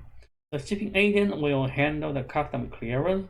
Once the goods are released from the custom, a transport company will pick them up and deliver them to the Amazon warehouse. It usually takes less than 2 weeks to deliver. Normally I would say faster, but let's say usually takes less than 2 weeks. The cost is about $4 to $8 per pound for the air freight. However, there are other fees, such as import duty, the export custom clearance, the documentation charge at the destination, the local charge at the destination, delivery charge, the administration fee, fuel surcharges, etc. The third way of shipping is by ocean freight. 90% of the world cargo is handled by ocean freight. The transportation cost is much cheaper than the air freight. There are 2 types of ocean shipping. One is called FCL, meaning full container load. The other one is called LCL, it's less than container load. FCL is for if your goods fit into a 20 or 40 feet container. This is the cheapest way of shipping. A 20 feet container costs around $1,500 to $2,000 from Shanghai to Los Angeles. The ocean freight for a cubic meter in the LCL shipment is usually $40 per cubic meter. However, there are also other fees involved, such as those listed in the air freight. 20-foot container, the internal dimensions are in the feet. 19 feet 4 inches long, 7 feet 9 inches wide, and 7 feet 10 inches high. The total usable capacity is 1151 cubic feet, or 32.6 cubic meter.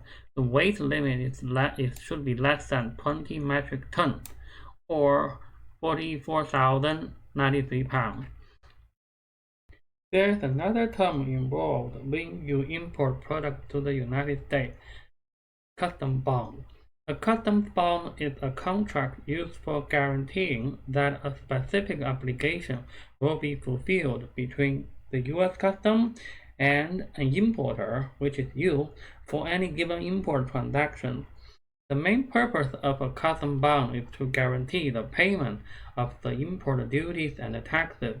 Customs bonds are required by the Customs and Border Protection (CBP) of United States for all commercial imports valued at $2,500 and up to clear customs. You can either buy the bond on a one-time basis or yearly basis. You can buy the bond as an individual, which is under your name, or as a business under your business name. The cost is from $50 for one time to $500 per year. You can import as many times within 1 year, still pay the $500 per bond just for once. So where to find a shipping agent? I couldn't give you any recommendation right now because I don't do the traditional way anymore. If you are interested, try to Google the shipping agent and find out their contact information and try to get the quote from them. I will show you what I use shortly, but now let me show you a detailed breakdown of the cost that I had before, because some people might have a question here. You see, a 20-feet container can load about 32 cubic meter, right? And then a 20-feet container costs $1,500, but for a cubic meter, if you ship by LCL, it's only $40.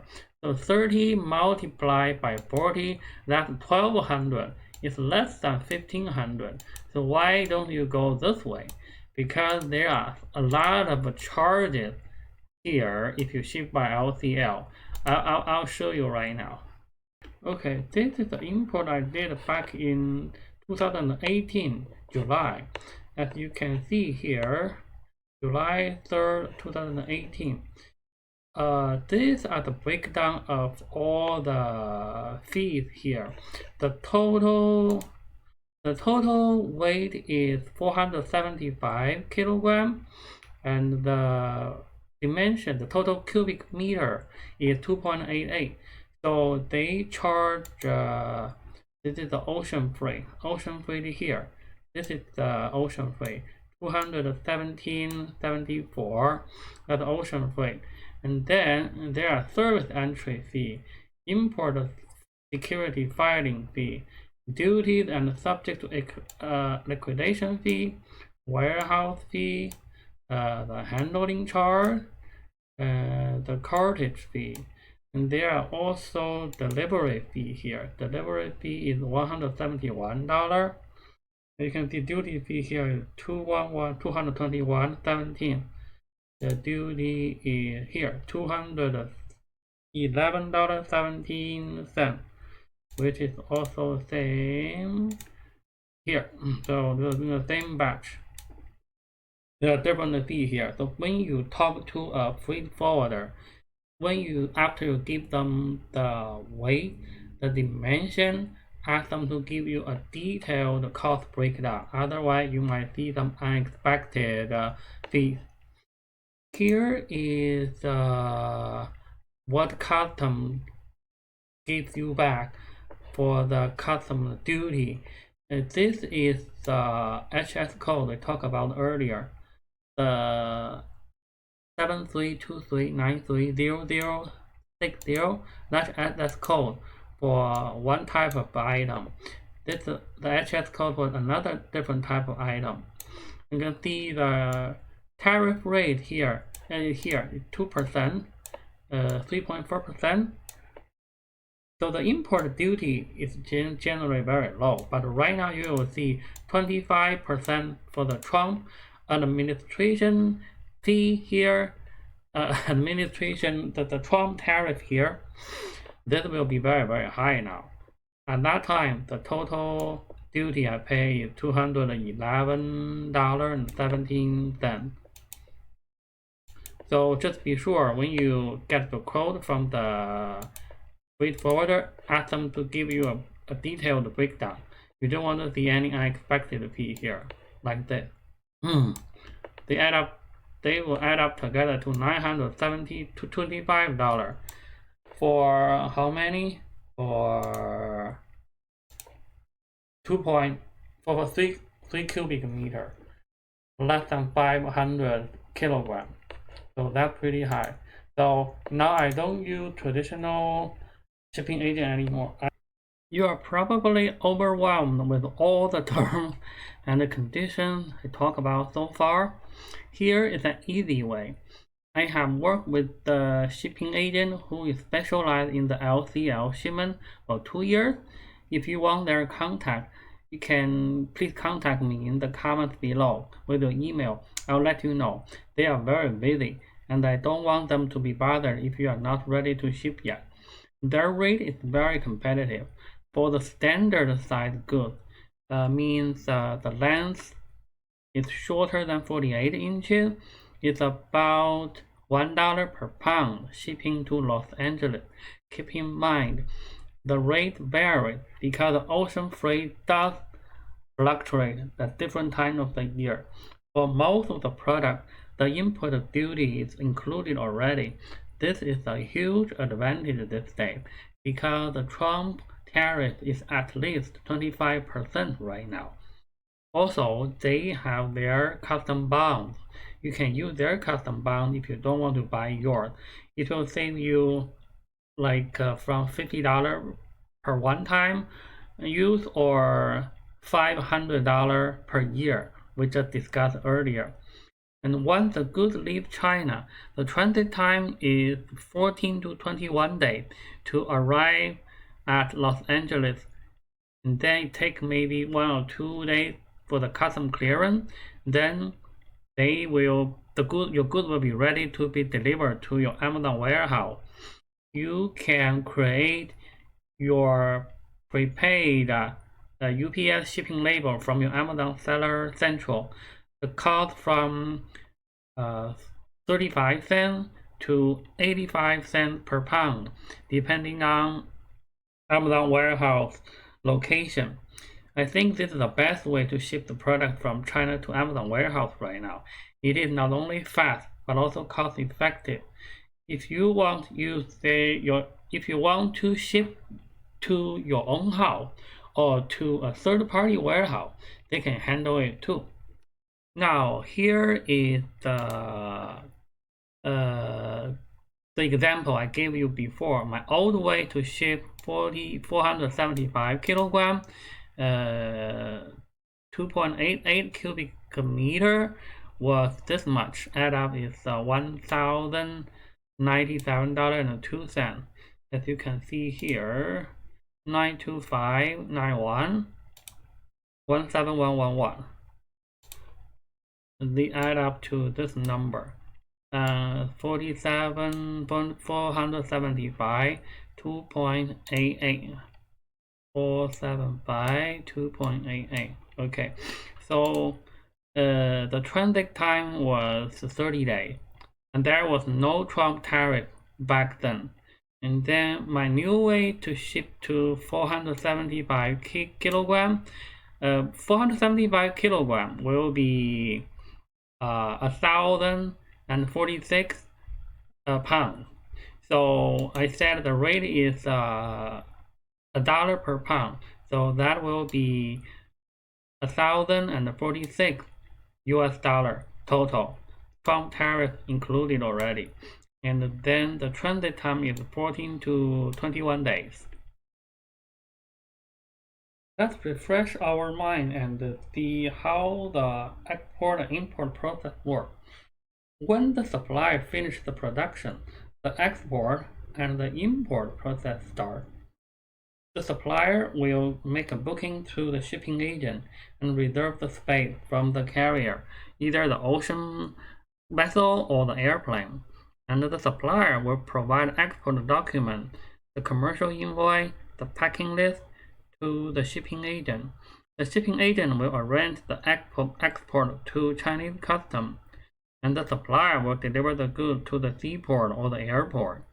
Once the Chinese customs release the goods will be loaded to the carrier, either the ocean vessel or the airplane. And then the carrier will give the supplier of the bill of lading. The bill of lading is the ownership of the good. And the supplier will give the bill of lading to you when they receive the payment. And then when the goods arrive at the seaport in the United States, you will give the bill of lading, commercial invoice, and the packing list to the shipping agent to arrange the custom clearance. You pay the shipping agent related shipping costs, the fees, import duty. Once the goods are released from the custom, the shipping agent will deliver it to your destination, such as Amazon warehouse or your home or the third-party warehouse.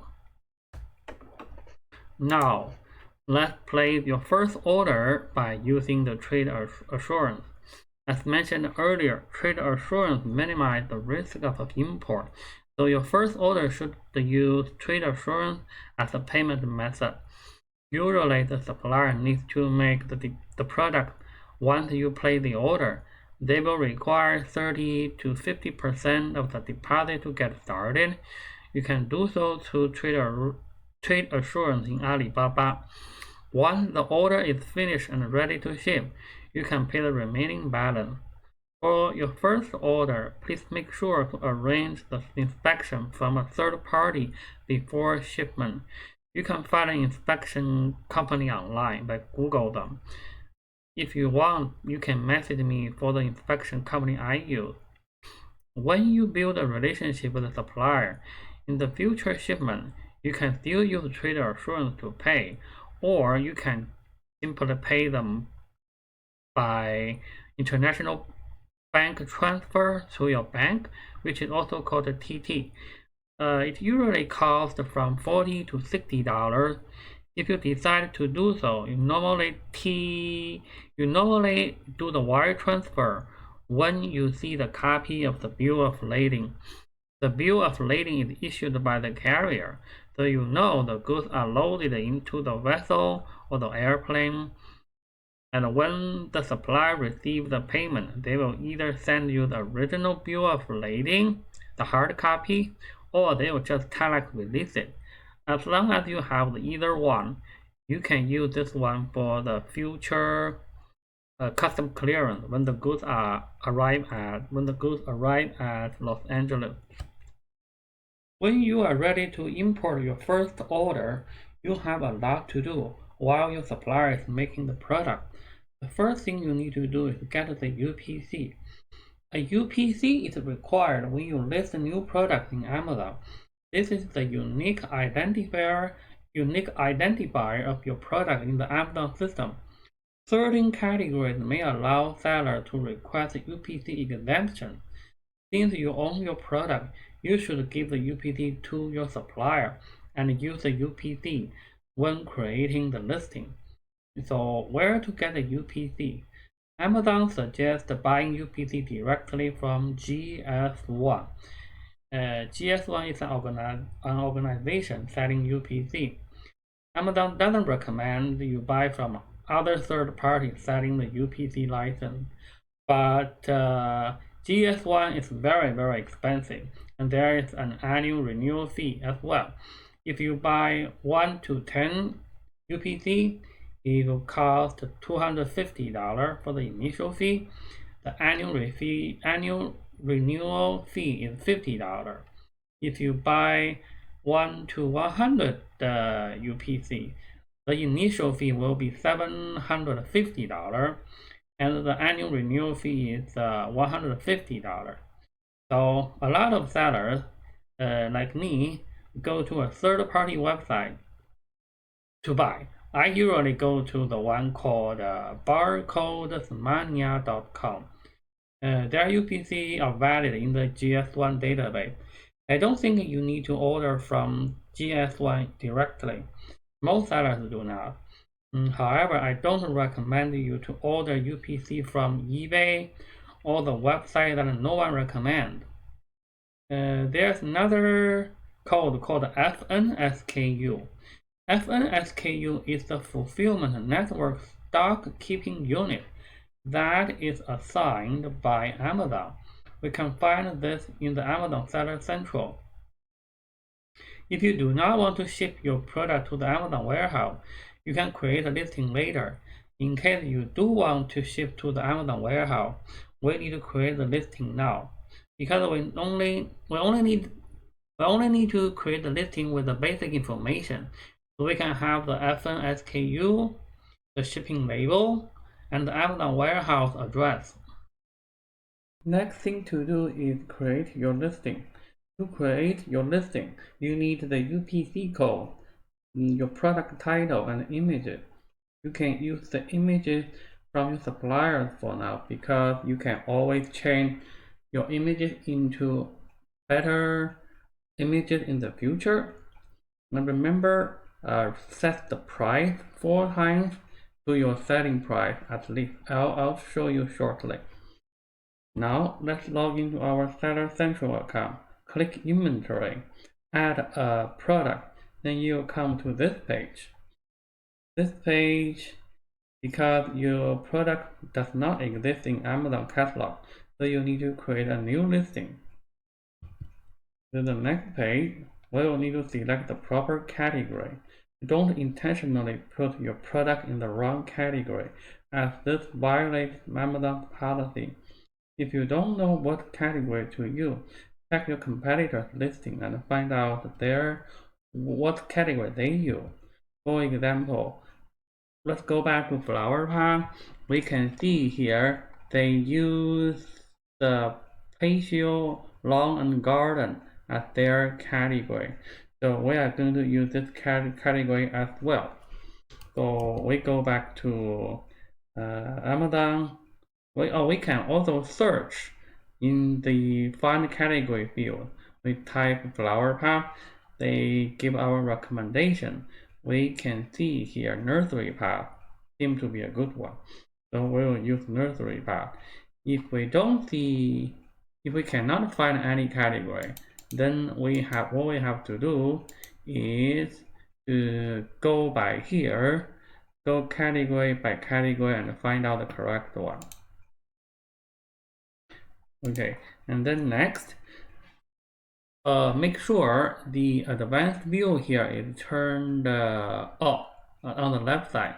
We don't need a whole lot of information to feed in right now, so we just need the basic information. We just move the advanced view here to the left. This will show us the basic information needed to create the listing. We will enter the vital information, such as the product ID. Product ID is the UPC code we purchased earlier. We enter here, we select UPC next to it, and then we enter our product name. You can enter a short name right now, because we will need to optimize this in the future. The brand name, this one needs to be exactly correctly entered here for your trademark. The brand name is difficult to change in the future. It is linked together with the UPC code. So let's say if in the future you want to change the brand name into a different one, Amazon might ask you to create a new listing because they think this UPC code is this trademark. So be very careful here. Manufacturer, you can enter anything here. Manufacturer name can be changed in the future, though I also recommend you to put a manufacturer name similar to your brand name, but this one can be changed in the future. Next, we will click the variation tab. Variation simply means if the product has a different color, different size, that's why we enter here. If your product don't have variation, just ignore this part. Next, we will click the Offer tab. Offer tab is where we enter our price, our seller SKU. The seller SKU cannot be changed once we click the Save and Continue button. So make sure you put a correct seller SKU here. Because in the future, if you have a lot of product, it might be difficult to remember which SKU is for which product. So create something that makes sense to you. I put flower pot -1 here. Let's say in case I have other flower pot down the road, I'll put flower pot number 2, -2, -3, etc. And the last, we will click the Images tab. The Image tab is where we upload our images. Just upload your supplier's image for now. These images will be updated in the future. You can see Amazon list of image requirements here. You can take a look at it, see how they require the different images. And then we'll click Save and Finish. And now we create the listing. Why you put the price at least 4 times of your selling price? The price is the regular price. We will put the sale price and the sale start and end date when our product is available for sale. Amazon wants to offer customer value. They don't like sellers to increase the price. If you increase the price to a certain level, they will hide you from the buy box like this. You see here, you cannot see the price here. And the listing, it will say available for this seller. People have to click this seller, then they can see your price. You see, this is how a buy box look like. People can see the price right here, and then they can click add to cart. So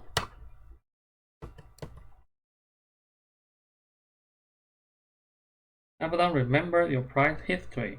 If you use your regular price as the sales price, it is hard to increase the price. However, if you leave the regular price very high, but you adjust your sale price, Amazon is unlikely to hide your buy box. This is especially useful in the holiday season.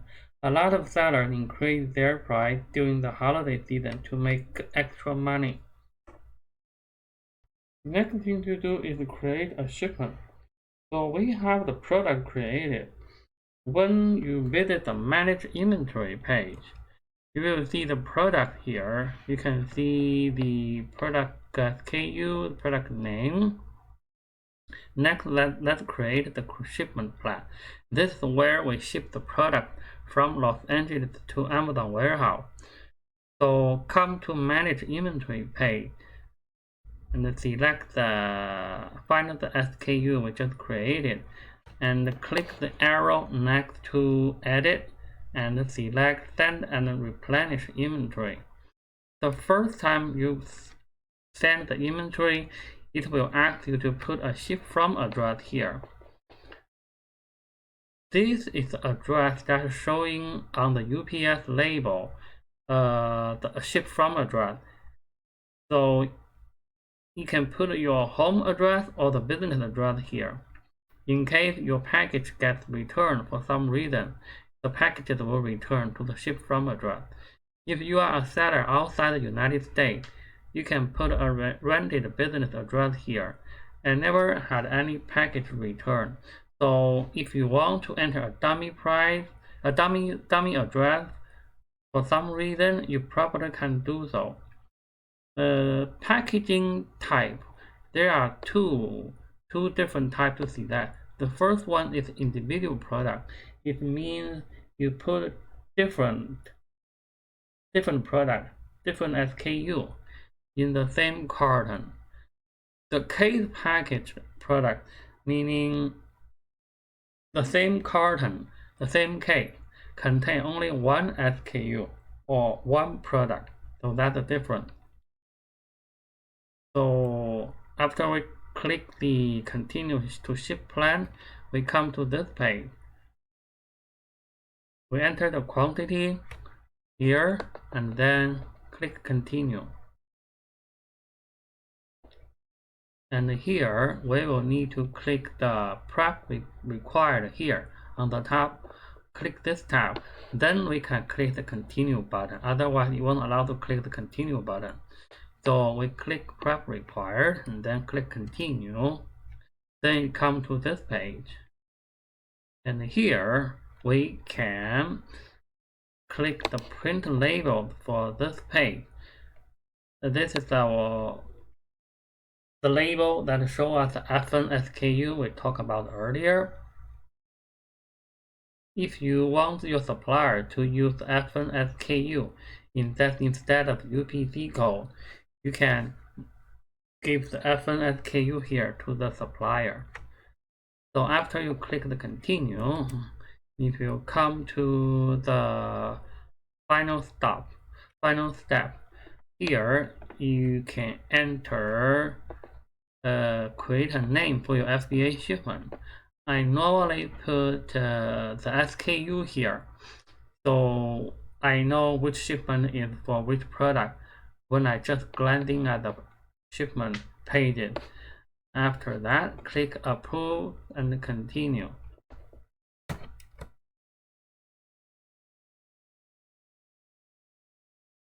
Now the shipment is created.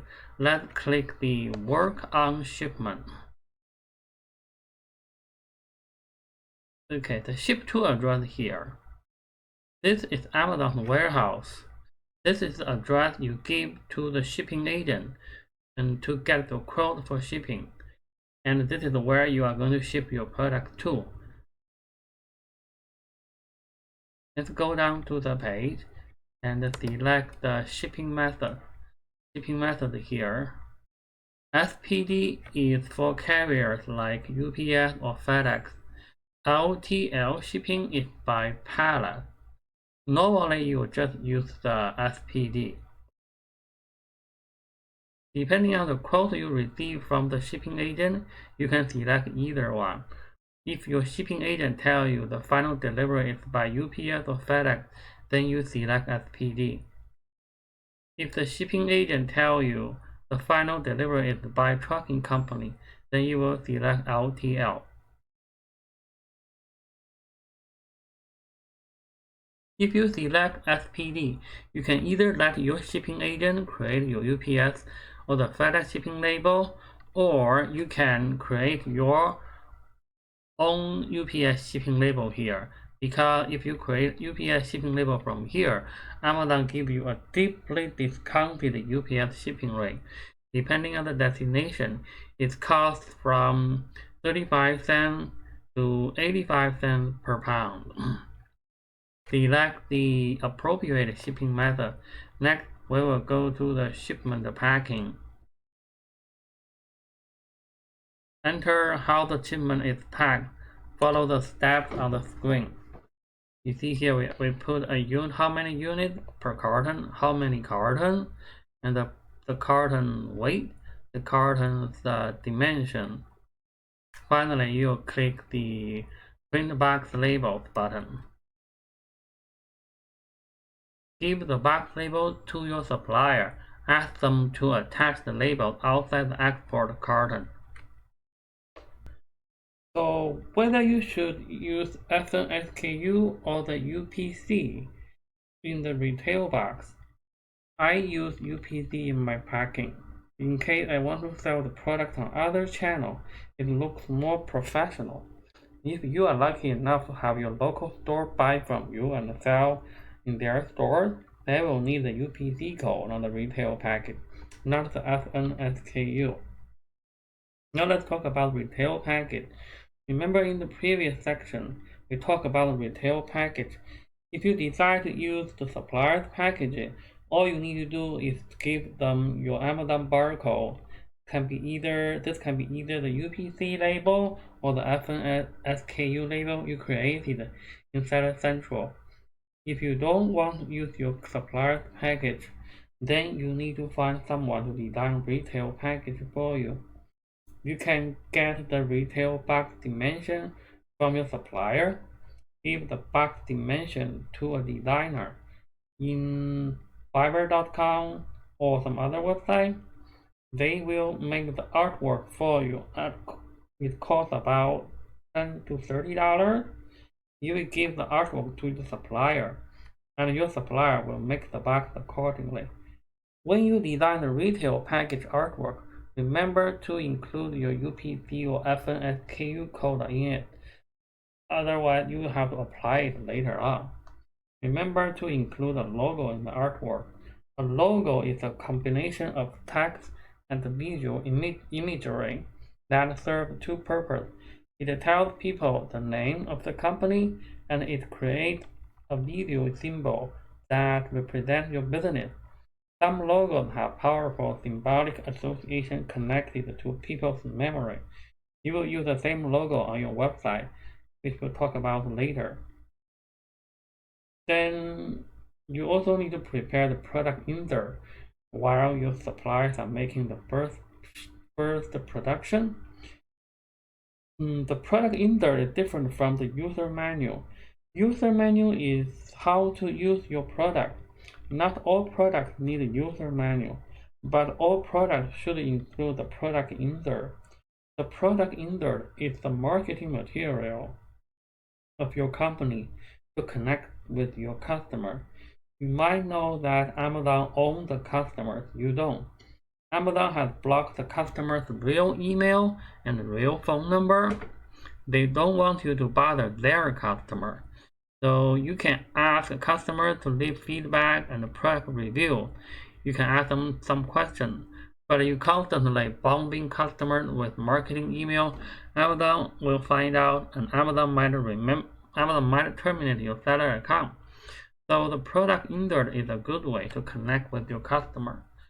The product insert should be short.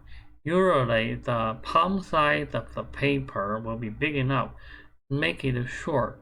You write a little bit about your company, leave a customer support email or phone number, leave a Facebook page, or ask the customer to register their product for warranty or for a coupon. Ask them to leave a product review on your Amazon product page. To be creative, try to ask your customer to connect with you. If the customer gives you their email address, you can promote to them your future product directly. This is not against Amazon's policy, and this will make their customer become your customer. There are other ways to build a relationship with your customers. I'll show you more in the marketing module. The last thing you need to do is product images. You should have received product sample already. You can either take the photo by yourself or hire someone else to do it for you.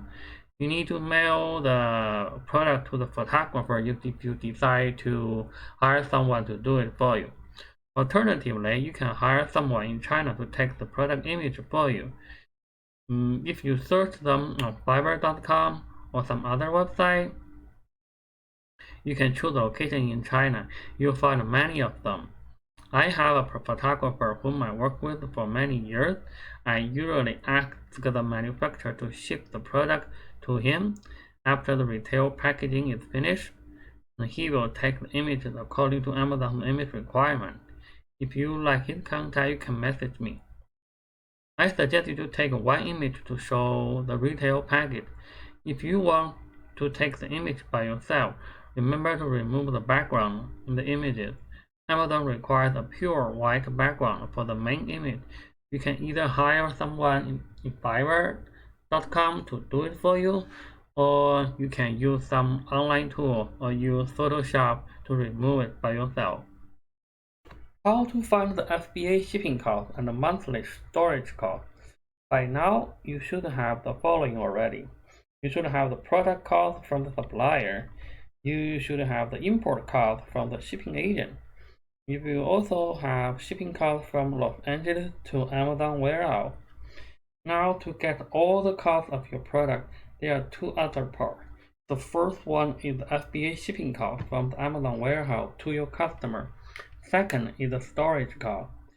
There is a link in Amazon Seller Central that can help you to get the cost by entering the weight, the dimension. I'll leave a link below.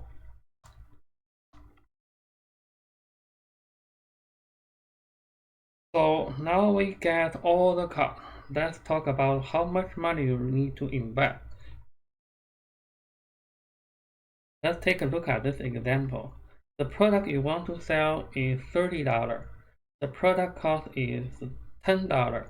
The weight is about 1 pound, standard size.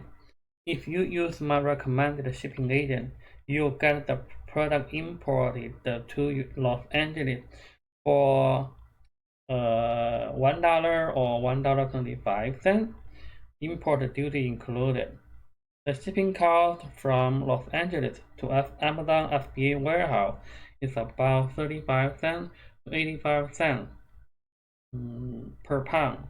So this item is 1 pound. So this item itself is either 35 cents or 85 cents. So the cost get the product to Amazon warehouse is about $2. We add $1.25 and 85 cents together. Let's say it's about $2. Shipping from Amazon warehouse to your customer is $3.40.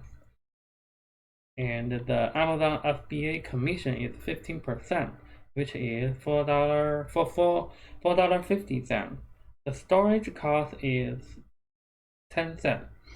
So after $30 deduct all the cost, this gives us about $10 profit before advertising.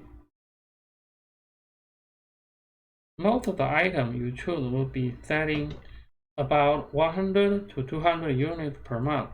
Let's assume your item takes 30 days to produce. Then it takes 30 days to ship from the plant to Amazon warehouse and be ready for sale. So you will need to have the money for 3 months inventory. 3 months inventory will be 300 to 600 units. The product cost and the import duty to Los Angeles together are $11.25 per unit. So the total money you need to invest will be $3,375 to $6,750 for this product. You will ask that what happened to the other cost. The shipping cost from Los Angeles to FBA warehouse will be deducted from your Amazon sales revenue. Shipping from Amazon warehouse to your customer and Amazon commission will also be deducted from your Amazon sales. The advertising cost can be deducted from your sales revenue too. So like I said earlier, I suggest at least 3,000 to 5,000 for your first product. Remember, all the business carry risks. Don't invest money you can't afford to lose. Now let's take a look at what we covered in the module 3. We have covered how much should you order and where to order and how to find supplies from Alibaba, how to contact suppliers, how to negotiate the price and MOQ, which is minimum order quantity, how to order sample from Alibaba, and where should you ship the product to, and shipping agent, and how to find all the import costs. And also, I recommend one of the shipping agent I use to save you some time and headache. And how the import and export process works. And then we talk about place your first order by using trade assurance and the things to do in your first with your first order. We need to get the UPC, create our listing, create a shipment, and get FNSKU and ship to address. And also we need to prepare our retail packages, our product insert, and the product images. And lastly, we talk about how to find the FBA shipping cost and the monthly storage cost. And then add up all together, we'll be able to find out how much money you need to invest. So that finish our module 3. Now module 4. Let's talk about optimize your Amazon listing. In previous module, we created a listing with limited information. In this module, we are going to make the listing fully optimized. When I say fully optimized, the listing should have the following: appealing images that grab customers' attention. Your listing should fill with all the relevant keywords in different sections. And then the price should be right. And we should get many positive product reviews. This way, when the buyers search on Amazon, our product will show up higher in the ranking. First, let's talk about product images. Product images are very important. When buyers search something on Amazon, Amazon displays the results of various products on the same page. Each product contains the image, title, reviews ranking, price. The images grab our attention on the search result, not the text. You've heard the expression, a picture is worth 1,000 words. Other than the price, the product images shown in the search result determine whether customers click your product or not. A poor image will not bring clicks and you will lose a potential sale. Make sure to take full advantage of the images on Amazon. Take as many images as allowed by Amazon. We already discussed earlier, Amazon has requirements for the images. Take a look at them again, the Seller Central. The important issue you need to remember is images should be at least 1000 by 1000 pixels. This is the minimum size to allow Amazon to zoom your product image in their Amazon page. Product should fill 85% or more in the image. If not, your product will look very small in the Amazon search result. Next is use all the images allowed in your category. Most categories allow up to 9 images. Take images from different angles. Show how to use it. Show the feature that different yours from competitors. Like said earlier, include one image to show your package. If your package is just a white box or a plastic bag, you don't include it in the image. If you decide to take images by yourself, remember to follow the above requirement by Amazon Seller Central. If you hire a photographer to take images for you, show the above requirement to them. Next, we need to find out the keywords for our listing. Thinking from buyer's mind. When buyer visits Amazon and wants to buy something, how do they find the product? They type something in the search bar on top. It can be either the product name or a brand name or some type of idea. What they type is called customer search term. You, as the seller, won't know all the customer search terms, but you do know your product. You know the keywords about your product. The keyword is the most important element in your listing. You want to include all the relevant keywords in your listing. When the buyers search customer search term, Amazon will compare them with your keyword. If your product listing contains keywords highly relevant to customer search term, your listing will highly likely to show up on top search result. Of course, no one knows exactly how Amazon ranks products when a buyer searches something on Amazon. There are other factors such as images, price, review to be considered. However, using the right keywords is very important. Now, let's find out how to get the keyword. There are two ways. One is find a keyword from search. The other one is find a keyword from the competitors at ASIN. there is a free tool called Sonar Tool, sonar-tool.com. I will show you right now. We are now at the sonar-tool.com/UI. Let's type flower path here. Flower path. We click pin. Remember, select the keyword right now. As you can see, there are 2049 keywords found here. Apparently, we can also see the search volume here. Apparently, flower path has the top search volume here, so it should be including our product title for sure.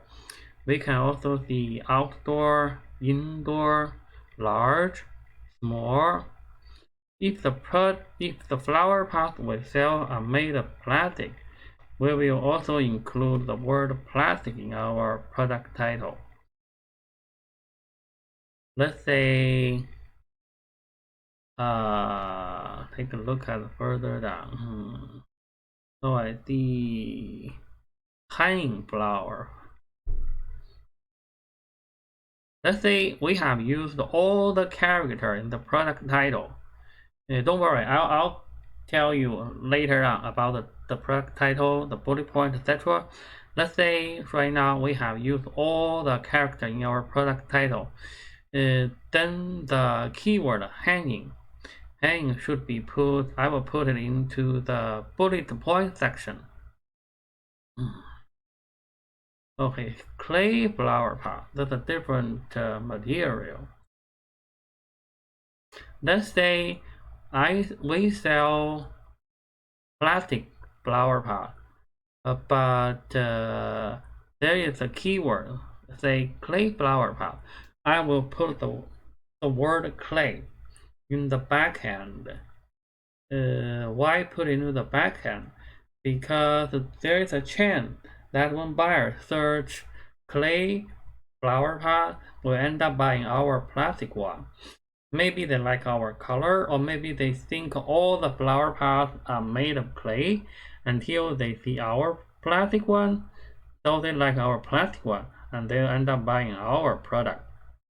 Keywords such as product variation, common spelling error, or product name in Spanish, etc. will also be put into the backend area. We'll talk about, we'll work this together later in the module. So I hope this example gives you some idea on how to find the keyword and where to put them. And you see here, there is a download option here. You can export them, click download, and then free trial, download the full list here. Do we need to register? Probably not. Okay, download. Okay, we don't need to pay any money to download anyway. So you see the download here. So let's go back. Let's say we keep looking. We can, let's click the plastic flower pot. And then you show the result of plastic flower pot.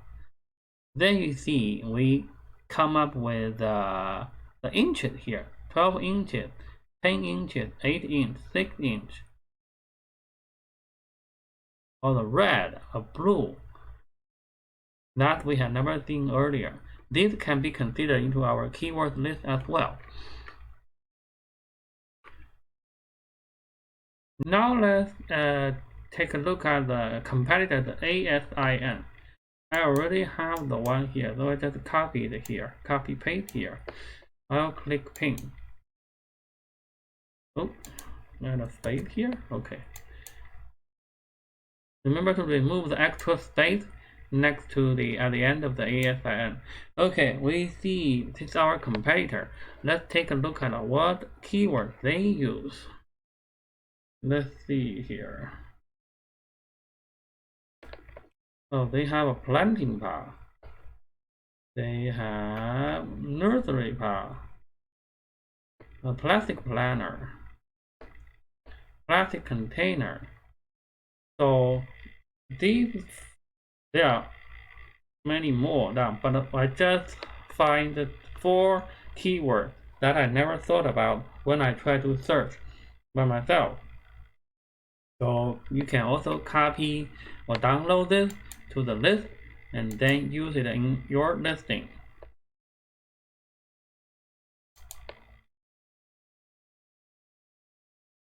We have our keywords ready. Now we need to insert keywords into our listing. Most sellers tend to agree that you should prioritize keywords in the following order.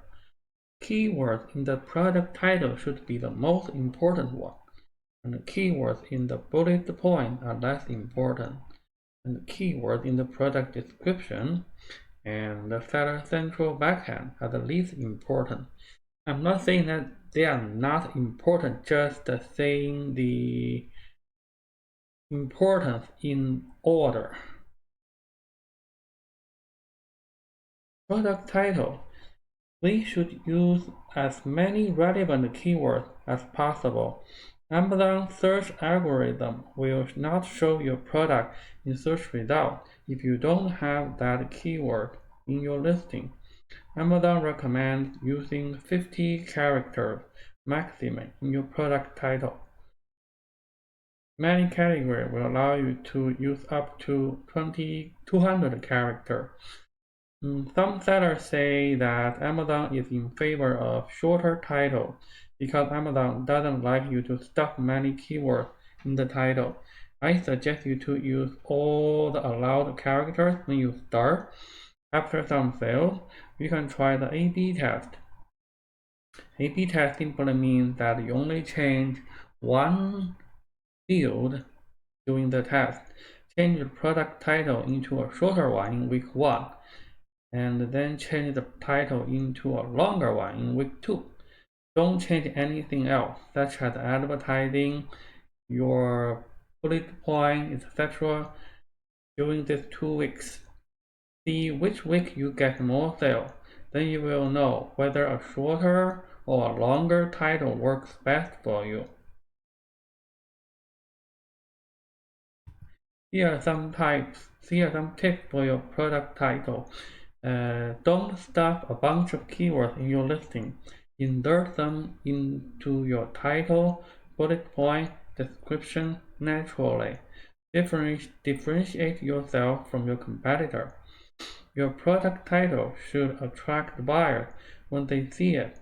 Otherwise, they will not click and you will not make a sale. Usually, when you have a lot of keywords, you will put the most important one in the title.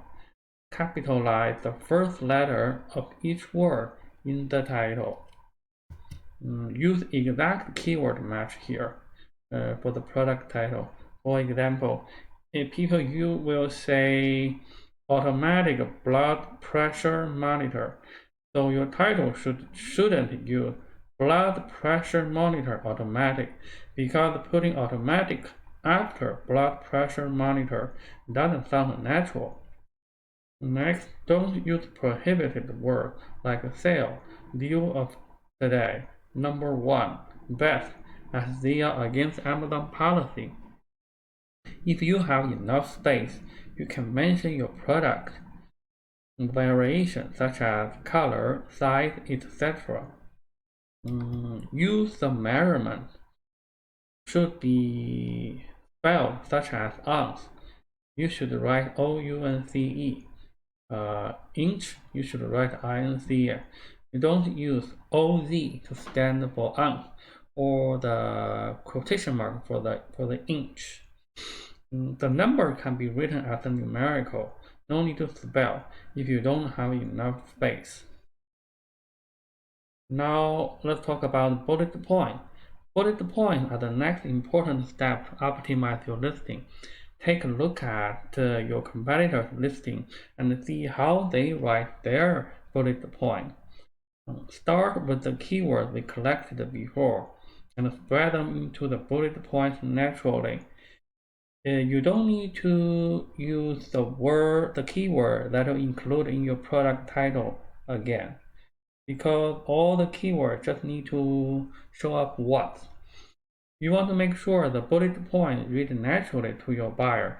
So don't stuff keywords in bullet point if they read awkwardly. Use all the 5 bullet points. Some categories might have more than 5. Use them all. Try to make the first few words as the headline of each bullet point. Make these few words all capitalized letters. Most customers just scan the first few letters of each bullet point. Capitalized letters make your headline stand out, so they are more likely to continue reading the rest of the bullet point. Focus on product feature or benefit, and then include a 30-day free return warranty in the last bullet point. When you use FBA service, Amazon automatically offers customers a 30-day free return, but some customers might not know that. When you say it here, it assures that the customer can return if they want to. If you offer a bonus or multiple item discount, you can include in the bullet point. Remember when you discontinue the bonus or discount, you should update your bullet points as well. Customers like deal. They are more likely to buy when they feel like they get a good deal. The bullet points are like advertising. You are advertising your product in front of your buyers. You want your product to catch their interest. You can learn how to write good bullet points by looking at other products. Looking at your competitor products first. Then look at some top-selling products in other categories. Find out how they write the product, the benefit, the feature, etc.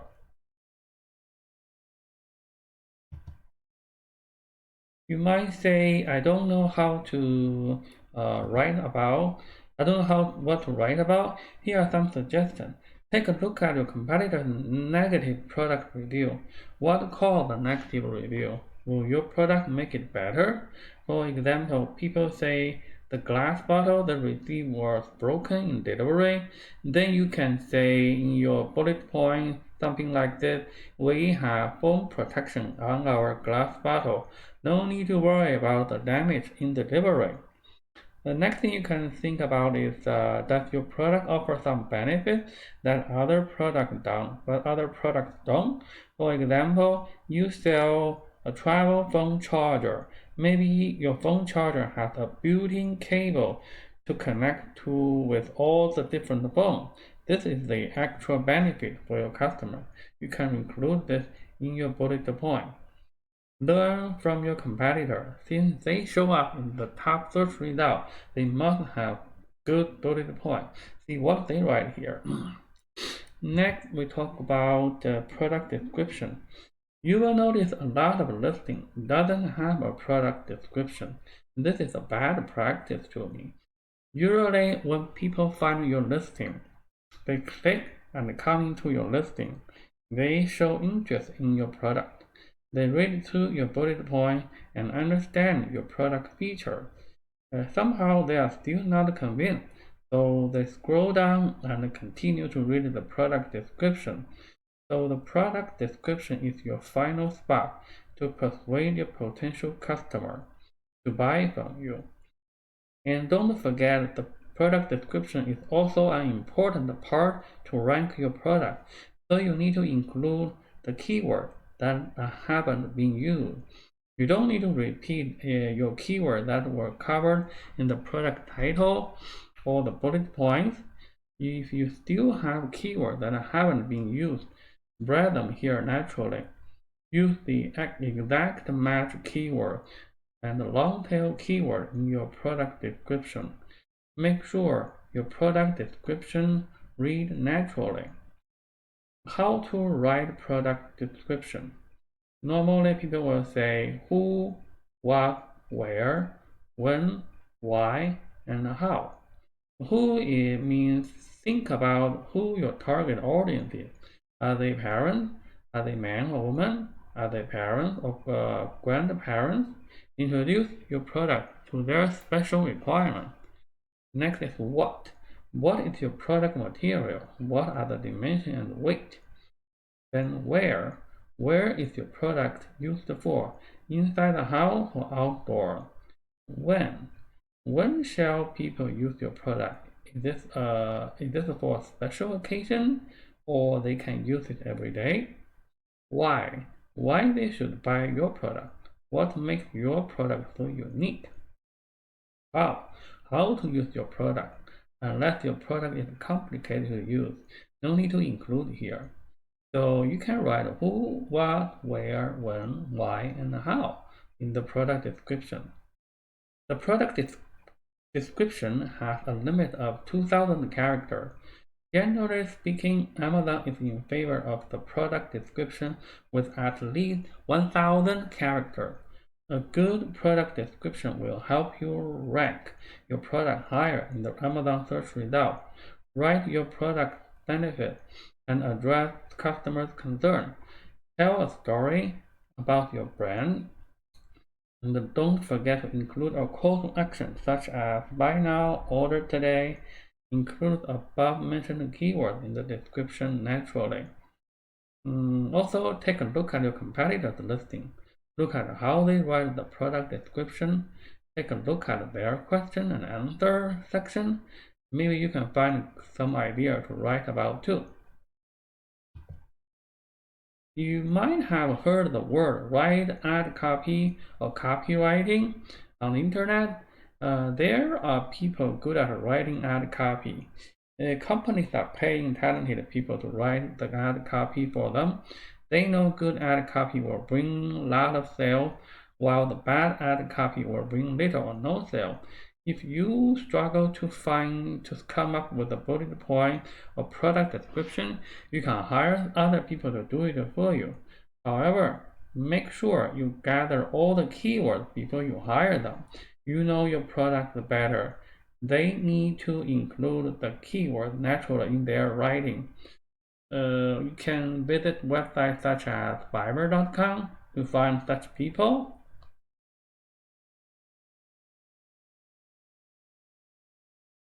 Okay, now I think we covered the brand register and A+ content before.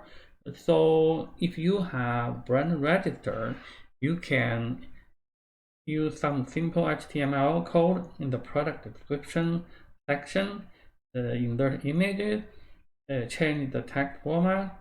This will make your listing stand out. Now let's talk about the backend keyword. The backend keyword is the search term field in Amazon Seller Central. This is where we enter the remaining keywords that were not used in the product title, bullet point, and product description. The maximum limit is 250 characters. It used to be 1,000 characters, but some sellers stuck keywords here to rank higher. So Amazon doesn't like it, and then they cut the character limit down to 250. You might find out you are running out of space when there are lots of keywords to use. So here are some tips when choosing the keyword. There is no need to repeat keywords. You can see here eye cream, facial cream. You only need to include eye facial cream. The sequence of the word, the sequence of the three words doesn't matter. The singular or plural doesn't matter. Sweetener and sweeteners. You only need to include one. You can also add a hyphen if needed, like anti-aging will cover anti-aging, anti-aging, anti-space aging, and anti-aging. There is no difference in the upper or lower cases. Separate keywords by space. No need to add commas. No filler word needed. Blanket for camping is bad. The camping blanket is better. It can save space for the 4, but save 3 characters. Abbreviation, alternative name can be included in your keyword list. Common misspelling is not needed if you run out of space. And don't put other brand name other ASIN in the backend. Now we have gathered all the information needed. We will update our product listing. How to update your product listing?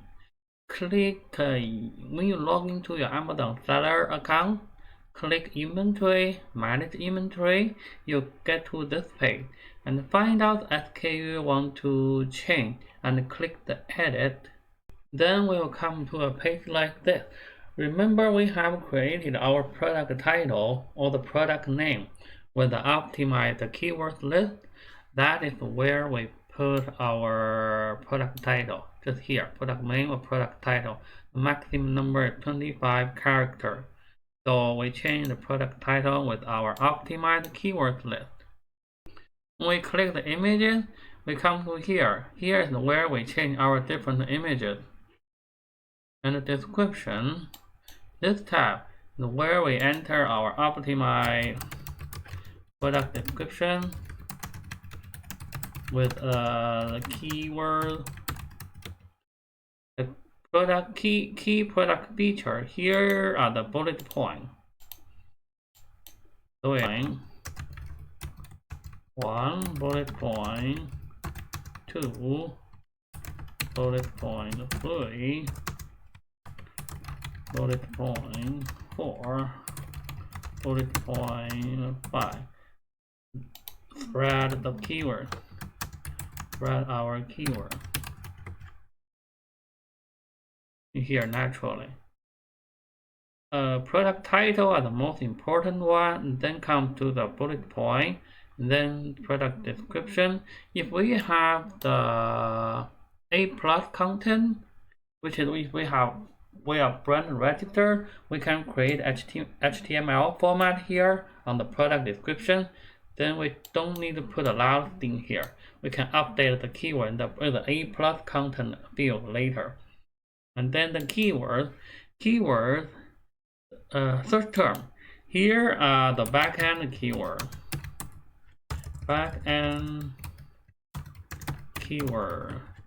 The maximum limit is, as I said, it says no repetition, no competitor brand name ASIN.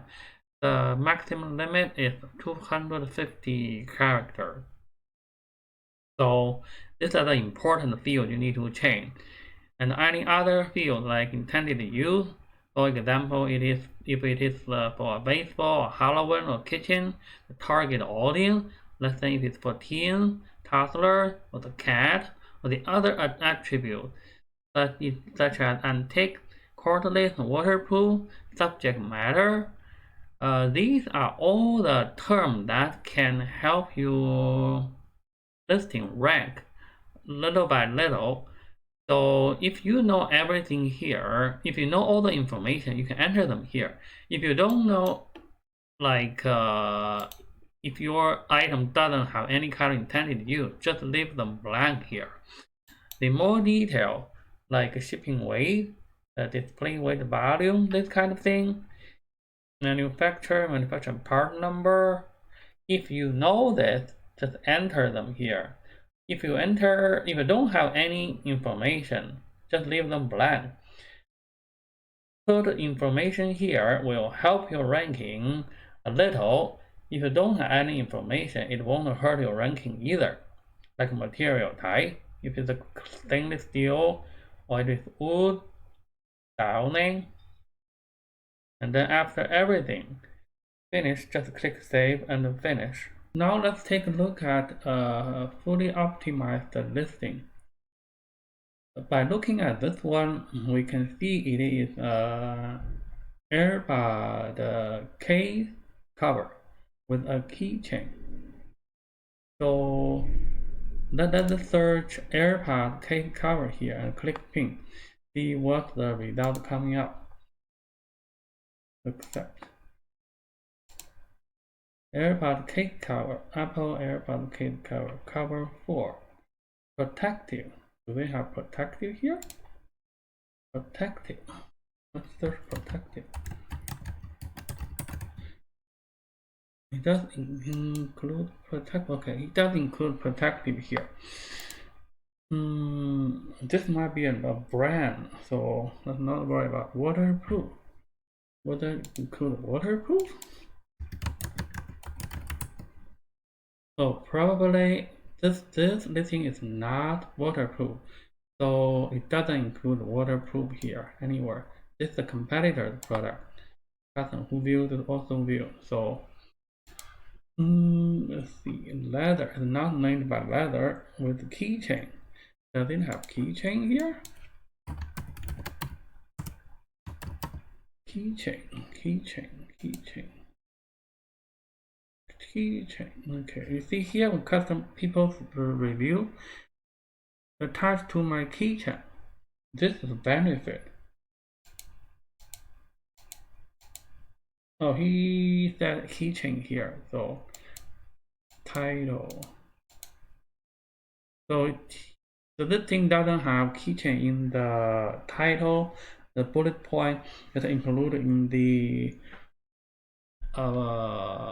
description area. Maybe he thinks keychain is not that important. So let's take a look at his listing. He said this is his brand. AirPod case protective silicone cover is made by silicone, and AirPod accessory. Accessory is the keyword here. People might type AirPod accessory. So this is the important keyword here. Shockproof is a good one. Case is compatible with. Compatible with, this is because Amazon require you to enter the, because you don't own the brand Apple. So compatible with Apple AirPods 1, AirPods 2. The listing mentioned the color here, navy. He has enough space, so he put the color here. Then let's take a look at his bullet point. The latest version, the AirPod accessory silicone case is designed exclusively for Apple iPod number 2 and number 1, made of high-grade silicone material. It is different from other ordinary silicone. Even if used for a long time, it will not aging, maintain comfortable sense of use. So this is the benefit. It's different from other case because if it is used for a long time, the case will not aging, maintain comfortable sense of use. So you see the listing says have the first few letters fully covered, fully capitalized, show the abbreviation of the remaining content. Those are the latest version. This is the detail about the latest version. Then it says full round protection. Because AirPod case use the latest one-piece molding piece protect your Apple iPod from shocking and scratching. Provide excellent protection from scratch, dirt, shock, and other daily damage. So you said it is fully round protection. And you can see here the listing include the keywords shocking, scratching, extra protection, like a dirt, shock, other daily damage, because people might search scratch proof case or shock proof case or dirt proof case. So the keyword will be included here. The next is easy to install and remove. This is also a feature. The newly upgraded fitting technology, precise cutout on the bottom for each access to the charging port without taking off the silicone case. So this is a benefit as well. The dust-proof plug refuse dust and other foreign matters to enter. 100% dust-proof, which can be washed quickly. 1, 2, 3, 4, 5. The number 4 is added. Carabiner. Durable carabiner help you lock your AirPod. Enjoy the outdoors with your AirPod for running, hiking, track, camping, etc. Worry-free after-sale service. provide a wonderful service. If there is any problem, just contact us. We will offer a perfect solution immediately. Now let's take a look at his images. Image is zoomable. This image lists the size, the thickness. You show the bottom that can insert the charger, front, the back, the keychain dimension, is a product itself, pure white background, washable silicone. This is waterproof or not? It doesn't say in the listing, but it put the case in the water for AirPod number 2. And then this one, high quality, anti-slip, anti-fingerprint. It probably means the material is good or something like that. Anti-skid silicone. Now you show the detail, the charging part. Dust-proof plug, easy to use, does not affect the charging. Precise charging hole. This shows how you put this one keychain on the back. How there's maybe it comes with the case, AirPod case.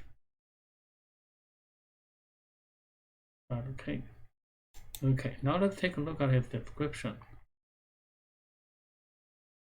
He has the brand register, so he can use the A+ content here. As you can see, this looks much nicer compared with just some bullet point here. This look pretty. So he can link different products. He doesn't include a link here. That should be clickable link. We added the text at the bottom.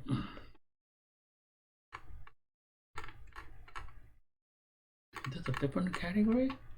Maybe electronic can allow you to have two types of content here. There's two type description here: word description and A+ product description. Portable design. This is just a big picture here. It's not searchable. You show different size from different angle. Soft material, effective anti-slip, anti-loss design, 360 full protection, anti-pressure, anti-fall.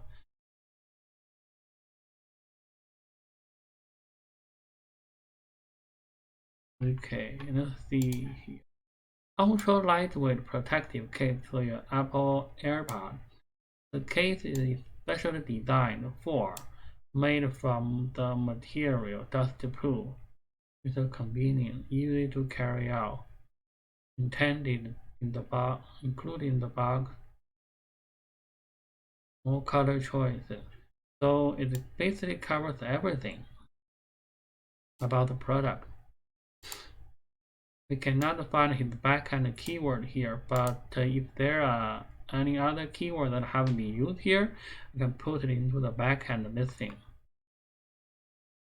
I'm not saying you should try this product because the price is only $6. The shipping is probably $3 or $2.50.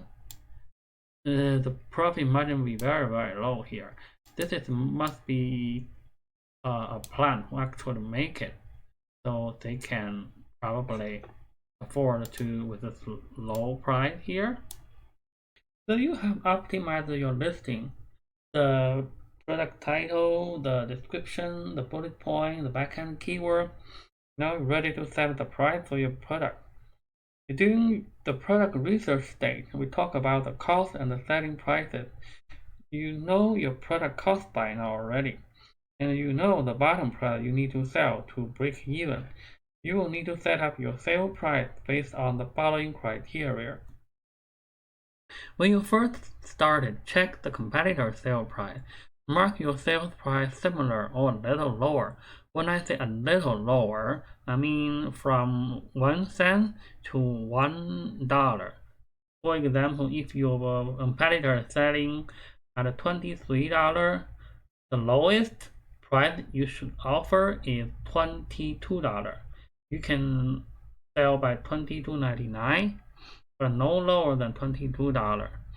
You will spend a lot of money on advertising and offering the coupon and the discount.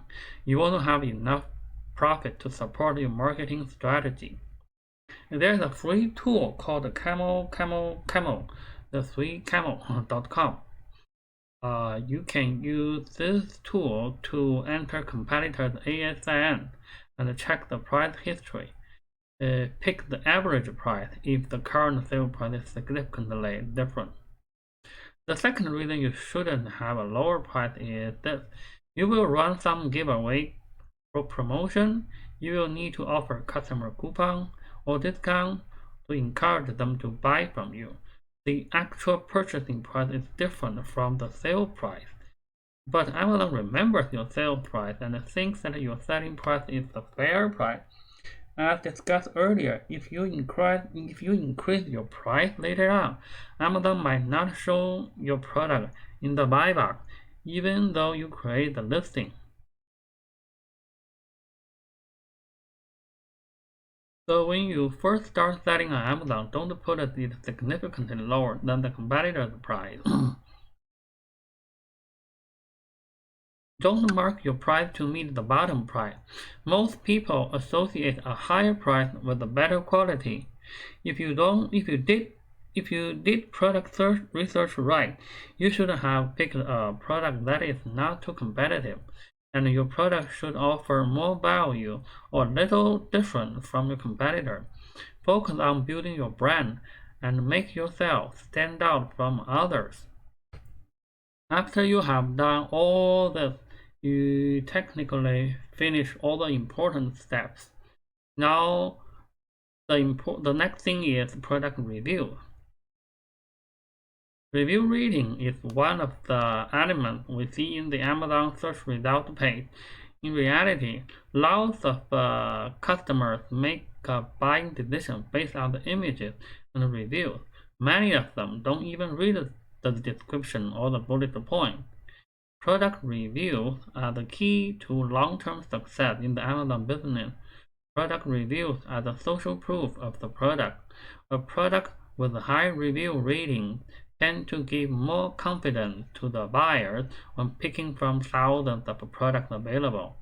Reviews play a large part in your Amazon ranking. The Amazon search algorithm heavily weighs reviews when determining where a product will rank for certain keywords.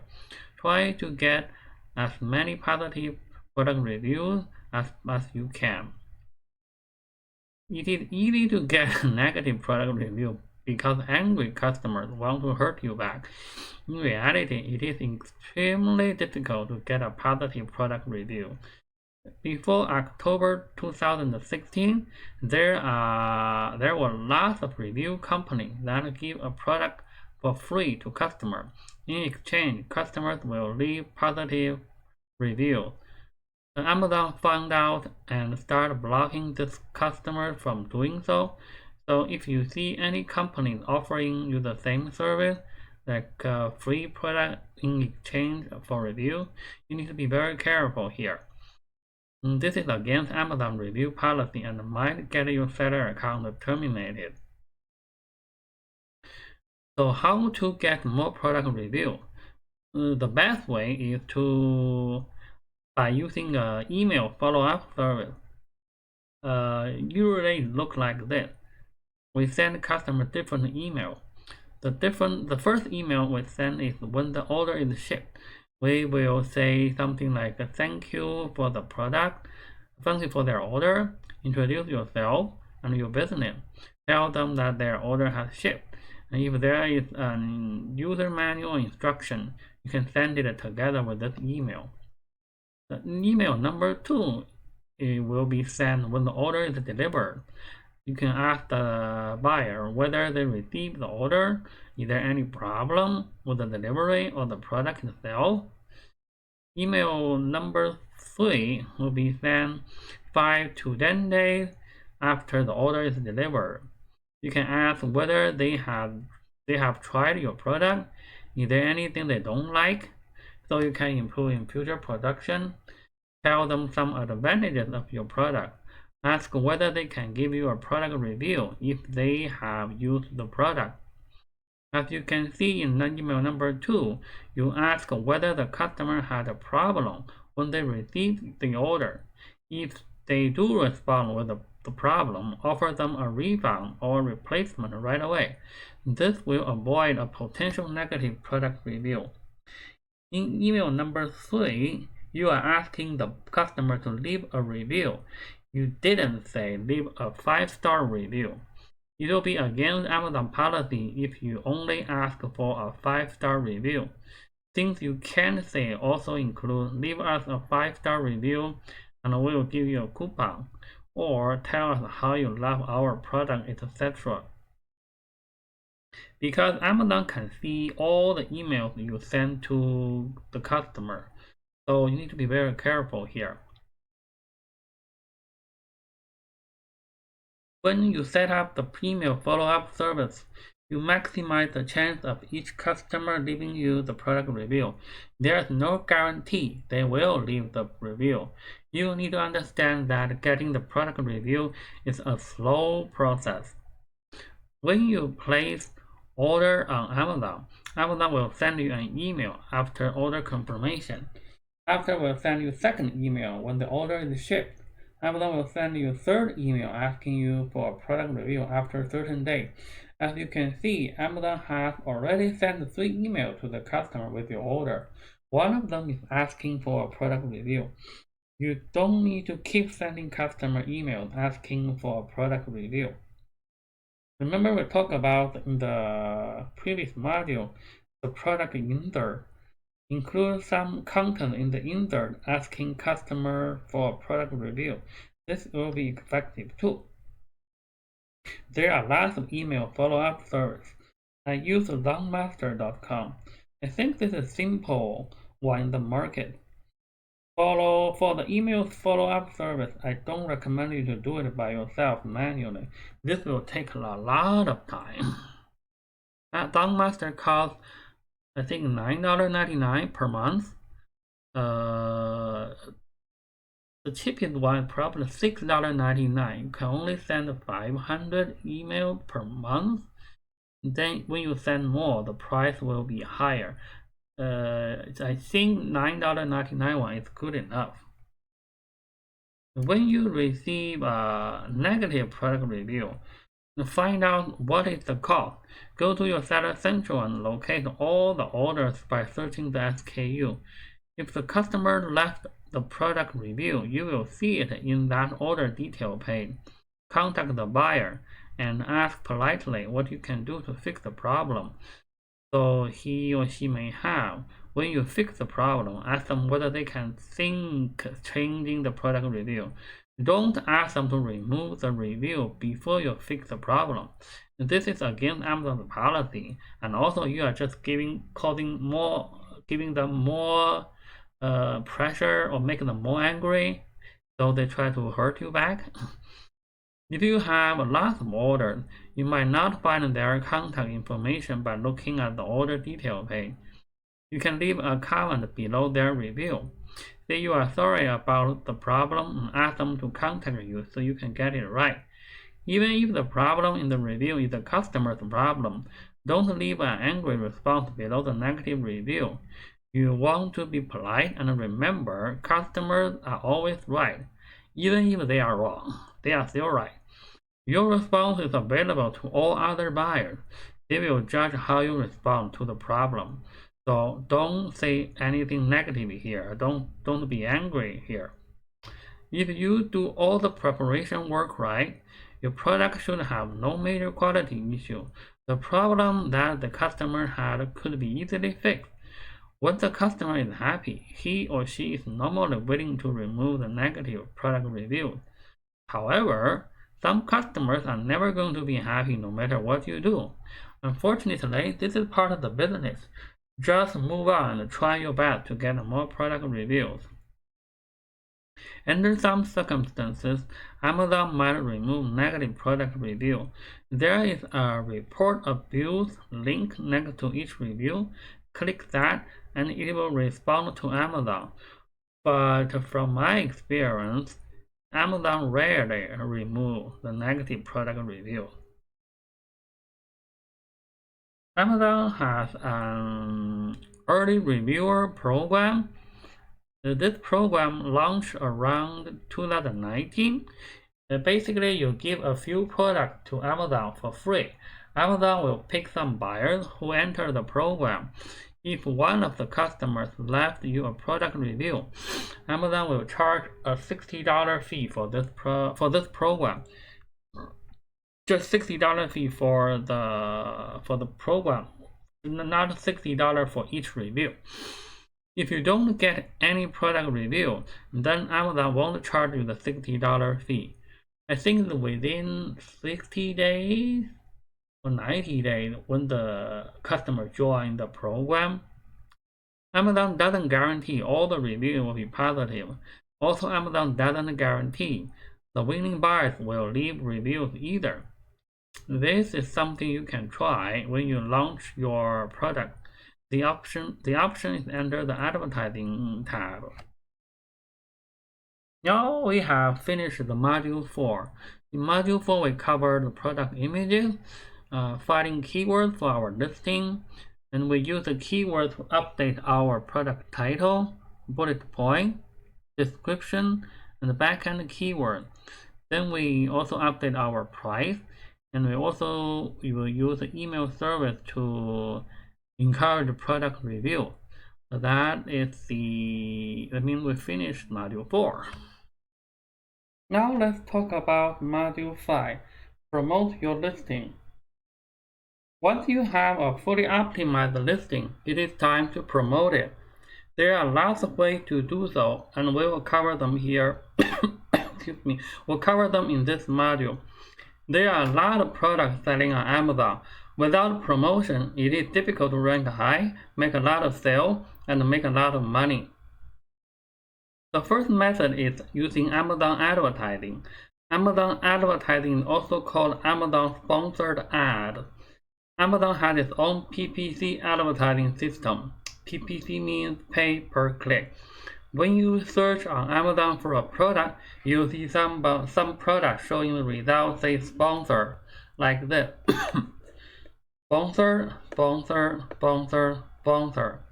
These products are actually paying Amazon money to show here. So if you click this sponsored link, the product seller will pay Amazon a certain amount of money for the advertising cost. If you don't click it, even if you see it, the product seller won't pay Amazon advertising cost. Remember we talked about earlier that when the customer search something, that is called a customer search term. These are the terms that customers search in the Amazon search bar. And the keyword we talk about is the word we put insert into Amazon product title, the bullet point, description, and the back end. In Amazon's PPC, keywords also refer to what you advertise in the Amazon PPC campaign. Amazon PPC is a bidding system. If a lot of sellers are selling the same product or they are bidding the same keyword, the PPC cost will be high. This is the same as the price determined by supply and demand. When the demand is high, meaning when a lot of sellers are bidding the same keyword, then the bid cost will be high. However, it's not always the case that the highest bid wins. When determining the ad position, Amazon will think about the potential conversion rate. Amazon is all about making money. It still cares about the customers too. If it always put a bad product on the highest spot and no one is buying this product, then Amazon wastes a lot of potential sales on the ad spot. So before starting your PPC advertising, you need to optimize your listing first. Some sellers say that they don't start PPC until they have certain review. I usually start my PPC right away, after optimizing my listing, of course. Sellers tend to agree that Amazon gives new listings 30-day window time. If you cannot make a lot of sales, meaning you cannot make more than your competitor, then it is unlikely you will outrank your competitor in the future. Some people may not buy because you have a brand new listing without any review. Even though you will lose some money on advertising, PPC will definitely bring more sales if you do it right.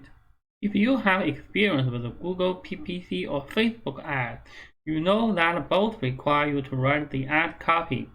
This can be tough for some people. Not everyone can come up with a good ad idea. But for Amazon PPC, you don't need to write ad copy. There are two types of Amazon PPC: automatic targeting campaign and manual targeting campaign. Automatic targeting campaign is easy. You just need to set up the bid, the start and end date. You are telling Amazon to pick the keywords from your listing and compare it with the search terms from the customer. Amazon will display your product ad if they think your customer's search terms are related to your listing. Manual target campaign is you give Amazon the keyword to advertise, or you give Amazon the product you want to advertise to. This makes a little extra work than automatic campaign. I strongly recommend you to use the manual target campaign at least 2 weeks after launching the automatic target campaign. You might need to adjust your listing based on the search term report from the automatic targeting campaign. So again, let me repeat here. You need to optimize your listing before starting Amazon PPC. Otherwise, Amazon might put your product in front of people searching completely different terms, meaning completely different product. Your listing is a brand new one without sales history and without product review. If you don't optimize your listing, you will waste money on a keyword without sales. Amazon will think your keyword might not be relevant to your listing. Your bid price will be high, ad costs add up quickly, and you might think Amazon is not working. Now let me show you my Amazon Seller Central account. We go to Advertising Campaign Manager, then create a campaign. You can see there are 3 types of campaign. The one we use very often is this one, sponsored product. I personally haven't used the sponsored brand. The sponsored display is one actually introduced, I think, sometime last year. I haven't used this one either. I haven't used this one, so I just focus on this one. Let's click continue. Then we come to this page. Let's say we put a campaign in here, flower pot, in the start date, end date. We can leave the end date blank. We can end it at a few later time, so we can leave it blank here. The daily budget, let's put like $10 here. We see the automatic targeting. Here, the campaign bidding strategy, we select the default one, the dynamic bid up and down. And we can put our ad group name here, for example, flower pot. We either select our product ASN or we enter it here. Let's say we enter the ASN here, and then we click add. And here we set a default bid. You can put something like $1 or 50 cents. Amazon won't use your maximum bid to bid the ad position. Like he said here, Amazon will raise your bid or lower your bid in the real time.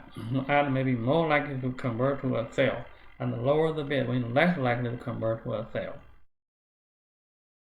And then we click launch campaign. That's how we set up the automatic targeting.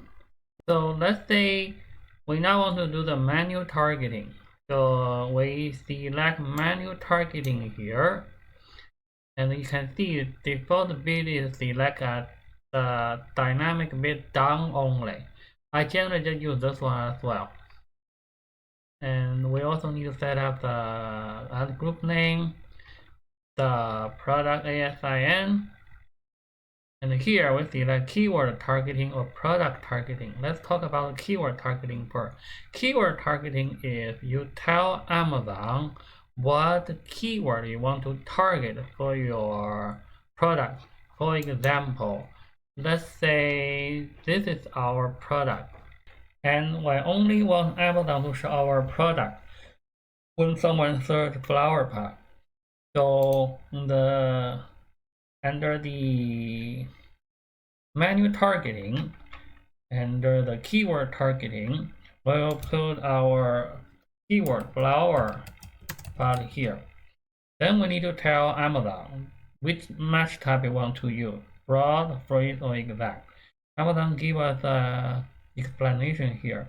Broad means contains all the keywords in any order and includes plurals, variations, and related keywords. Phrase contains the exact phrase or sequence of keywords. Exactly match the keyword or sequence of the keyword. You might be confused here. Okay, let me tell you the detail, give you the example. Let's say if we select exact match.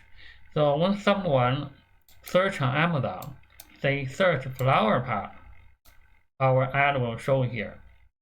Let's say if we select the phrase match, because phrase match tells us contains the exact phrase or sequence of the keyword. So when someone search flower pot, our ad will show here. When someone search flower pot red, our ad will show too. When someone search red flower pot, our ad will show up as well. Now, let's say broad match. If we select broad match means to contain all the keywords in any order, including plurals, variations, and related keywords. So under this way, if you select this type, well, everything I said before will show up, like flower pot, red flower pot, or flower pot red. When someone can also say red pot flower or red pot full flower, our ad will show up as well. That's the difference. As you can see, broad match will show our ad to the most amount of people. Phrase match will show less people. And the exact match will show our ad to the least amount of people. Broad match type will give you the widest coverage of search terms for the keyword. The downside is that your ad will also be displayed for customer search terms that are irrelevant to your keyword, so your ad cost will be high. If you use broad match, remember to add negative keyword. Negative keyword can be added here. Negative keyword. Let's say if we select broad match of flower pot, but we don't want our ad to show when someone search blue flower pot. So we will enter blue flower pot here. Then when someone search flower pot, when someone search blue flower pot, our ad will not show up here.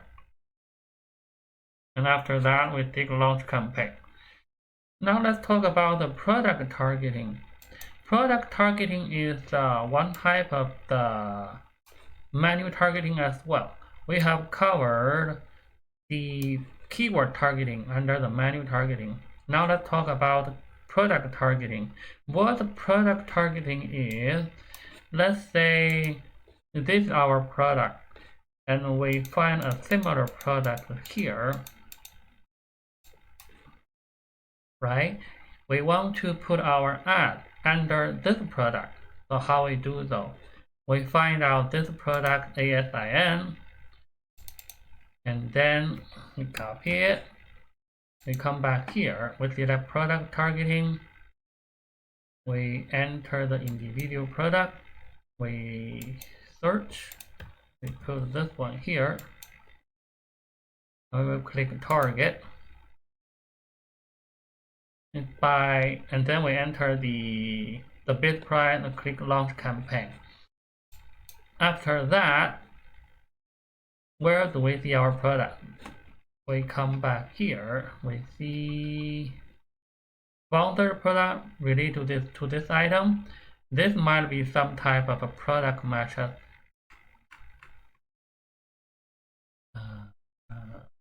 Sponsored product related to this item. This is where our ad will be shown here. People use product targeting. Normally, when you find a product, a competitor's product that's selling very well, you can basically piggyback his sales by putting your ad below under his listing. That's what people want to use product targeting for. Amazon PPC is easy to set up. The difficult part is cost control. It is very easy to spend more than what you earn. For a new listing, it is okay to lose money in the beginning. This is the stage when you try to gather the data. The data means the keyword, and also try to generate a sale. When you have more sales and have more product review, you need to adjust the keyword, the bid price to make sure you are making profit. To find out your advertising cost, go to Seller Central, click Report, and then Advertising Report, and then come to here. You can create a report. We are using sponsored product, so we will select sponsored product. The report time we select search term. We can either select summary or daily, and we can select the report period. Then we click run the report. Once the report is ready, download it and then open it in a spreadsheet. This is the customer search term report I downloaded from Amazon. I opened it with Microsoft Excel. You can use Google Sheet better to open it as well.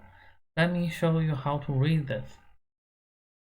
Customer search term. This is the most important column you need to pay attention to.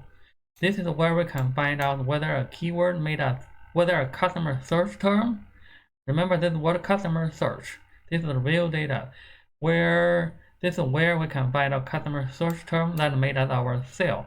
For example, let me click here. This is a 7-day total sale. Let me click one. Let's say $7.99. Okay, so this keyword made us a sale. When someone searched drill bit set and someone clicked through, it means our ad show in front of people 750 times and 3 people click through it. The click-through rate is 0.4%. It's probably calculated by 3 divided by 750. So cost per click is 53 cents. We spend 3 times by 53. We spend $1.59. And then we made a sale of $7.99. Our ACOS, total ACOS. ACOS means the ad cost we spend divided by the total sale.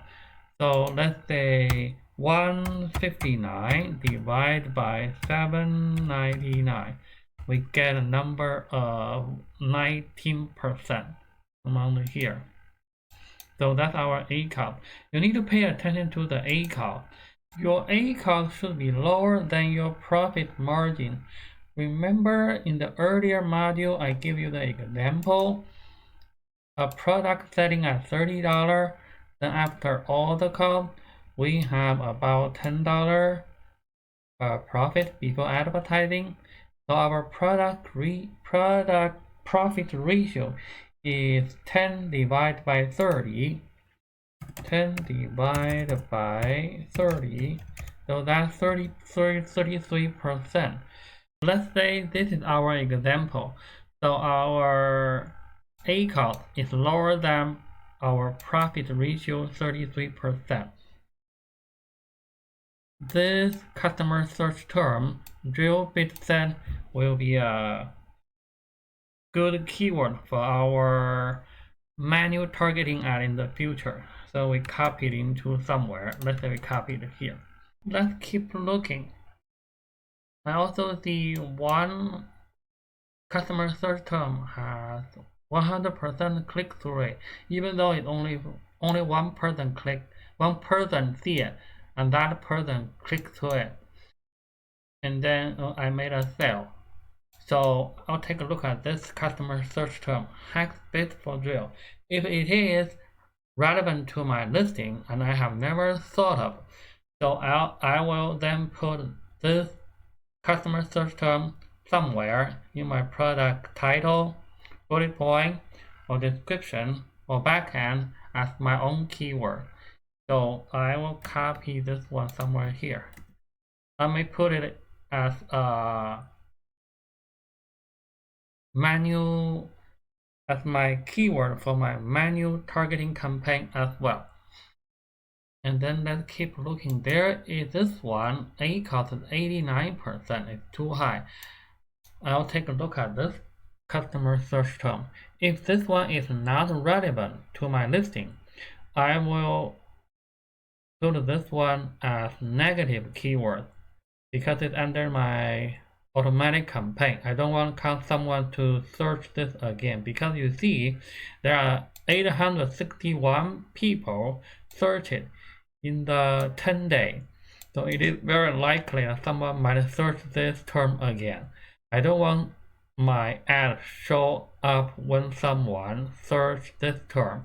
So I will put this as a negative keyword. I'll just write negative here.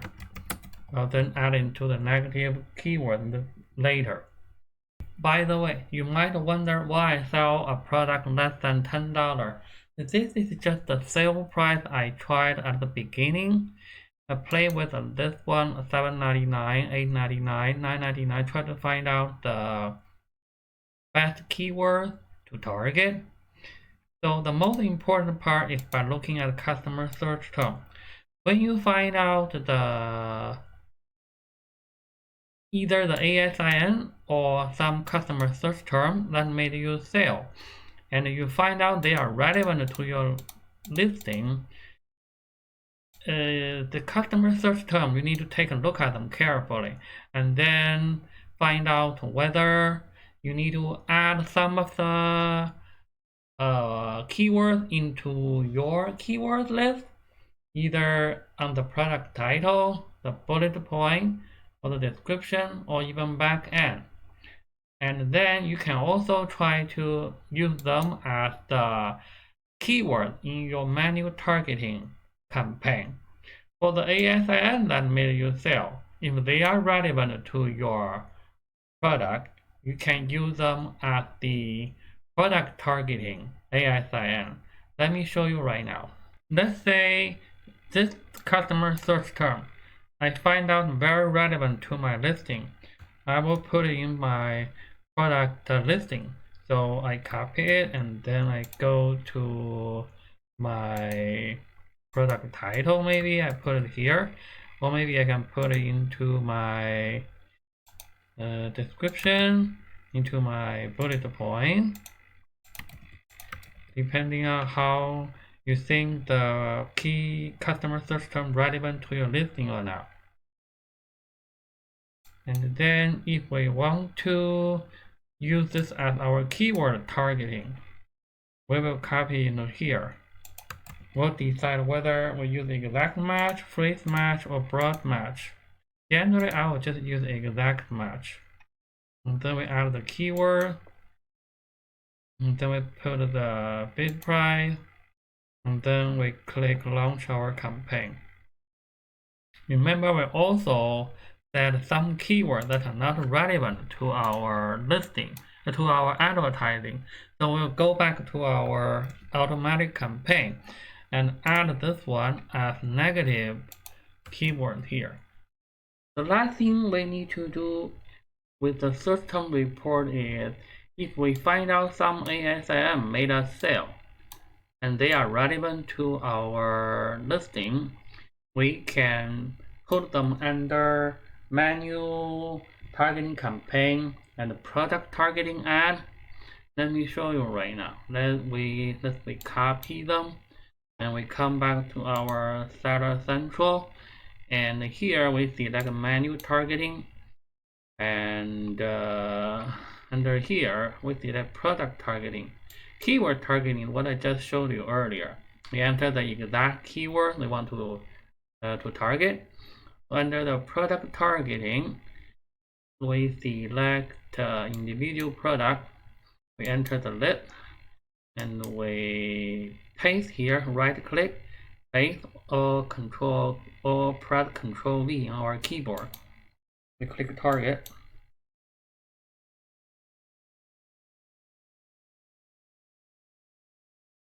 Now they are added here. We just need to put our bid price and click launch campaign. I showed you earlier about by looking at the customer search term in our search term report, we use this column to find out the customer search term that made us sale, and also the ASN that made us sale. We can use them for our listing. The other two columns need to pay attention is the impression and the click-through rate. Impression basically tell us how many times our ad show in front of people when people search a specific term. For example, this one, driver set. When someone search driver set, our ad show in front of people 2,327 times. So this is a pretty high impression. Then did we make any sale? No. How many click-through rate? Click-through rate is 3 out of 22,000 something. So click-through rate is 0.12%. Impression tell us that this search term relevant to our product or not. If they are not, that means that maybe our listing is not done correctly. Amazon thinks that my listing is something like a driver set, but in fact my listing is something else. If this is the case, I will need to check my listing and try to run the auto campaign without this item. In my title, in my bullet point, in my description, or in the back end, because this apparently something in my title or bullet point or description or back end triggered Amazon thinking that this customer search term is related to our product. If my impression are relevant to my product, I will look at the click-through rate. If my click-through rate is high, it means the image and the price is done right. My image is appealing to the customer, my price seems to be attractive. Then I will see whether I made a sale. If I did make a sale, I know I did something right here. I'll take this keyword and put them into the menu campaign. I'll list this keyword with the bid price I find in the search term report. If my impressions are relevant, but the click-through rate CTR is not high, then either my image, my price, or my review are not appealing. There is not much we can do about the review for now, but we need to look at our image and price. Maybe we can improve the image and or adjust the price. If my impressions are relevant and CTR is high, but I don't have a lot of sales, maybe my bullet point and my description are not right, or maybe my price and my reviews are not right. I need to check them as well. Amazon PPC is the most important promotion method these days. Let's summarize the important steps I covered so far. We create the automatic targeting campaign after we fully optimize our listing. Then we download the search term report. I just showed you how to use the search term report to find the customer search term that made us sale and the ASIN that made us sale. We will analyze the customer search term. If they are relevant to our product, but we haven't added them into our listing, we should add them in our product title, bullet point, description, or backend. Then we create a manual targeting campaign with this keyword, with this search term, because we are going to use this search term as our keyword. For the ASIN that we made sale, we use our tool to see whether we can find more keywords to use in our listing. Then we can also create a manual targeting campaign with this ASIN. We have covered Amazon PPC, which can be found under the Advertising Campaign Manager. There are other internal marketing methods, which are A+ Content Manager, Early Reviewer Program, Buying, Deals, Coupon, Prime Exclusive Discount, and Promotion. These are all pretty straightforward. I'll just cover them briefly here. A+ Content Manager. As discussed in earlier module, if you are a brand registered seller, you can access to the A+ Content Manager section. As you remember, A+ Content will allow you to insert images and HTML format text in the product description section. This will make your listing more appealing to potential buyers. Normally, when buyers click your listing from the search result, they are interested in your listing in some way. When they enter your listing, they look at the images, bullet points, they are usually ready to buy or not. When they scroll down to read your product description, it means they want to know a little more about your product. So the prescription with image and the better format text is better to read and understand. It's better than the one with only plain text. Amazon say A+ Content Manager will increase your conversion rate by 7%. Early Reviewer Program. As discussed earlier too, Amazon has its own Early Reviewer Program. This program will allow you to get some initial review by giving product to some selected buyers in Amazon. The fee is the product cost, and the $60 fee for the reviewer program itself. Vine. Vine is the product review program offered by Amazon. It is only available to brand registered sellers for now. You enroll your product and giving the product to the reviewer for free. It's a straightforward process. Enroll your product by following the instructions step by step. Vine is currently free, so if you are brand registered, you can use Vine instead of the Early Reviewer Program. Deals. Deals is another program from Amazon to promote your product. Not all of your products are eligible for this program. Amazon will recommend your product based on the sales volume and the price. If you pick their recommended product and then create the deal, you will see create a new deal. After that, just follow the suggested instruction online to finish the setup process. Amazon charges the $150 fee for each product. They also suggest a deal price, which is deeply discounted. You also list how many units you want to include in this deal. This is an expensive way to promote your product. There is no guarantee you will make a lot of sales with this deeply discounted deal. Plus, you are going to pay the $150 fee to join this deal. However, if you do make a lot of sales, this will boost your ranking significantly. Usually, if you decide to join this deal, make sure you have plenty of inventory. If you run out of stock after selling the inventory in this deal, you won't be able to take advantage of the boosted ranking from sales. You waste your time and money on this promotion. Coupon. Coupon is another way to promote your product on Amazon.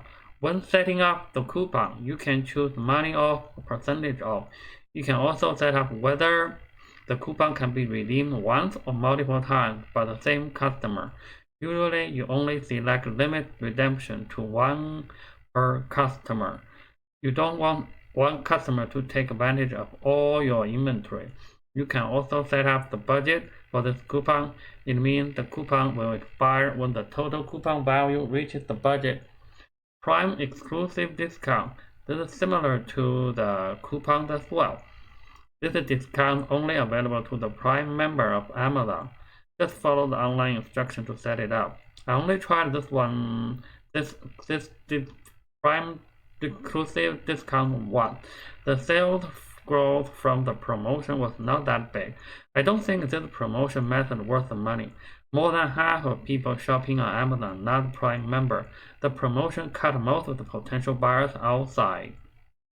Then lastly, there's a promotion. There are 4 types of promotion currently. Social media promotion called free shipping, percentage off, buy one get one. What we covered so far are the internal traffic from within Amazon. Internal traffic is generally enough for most of the sellers. In other words, if you do the homework right, you can rely on Amazon to make a lot of sales. Of course, you need to use Amazon PPC for sure.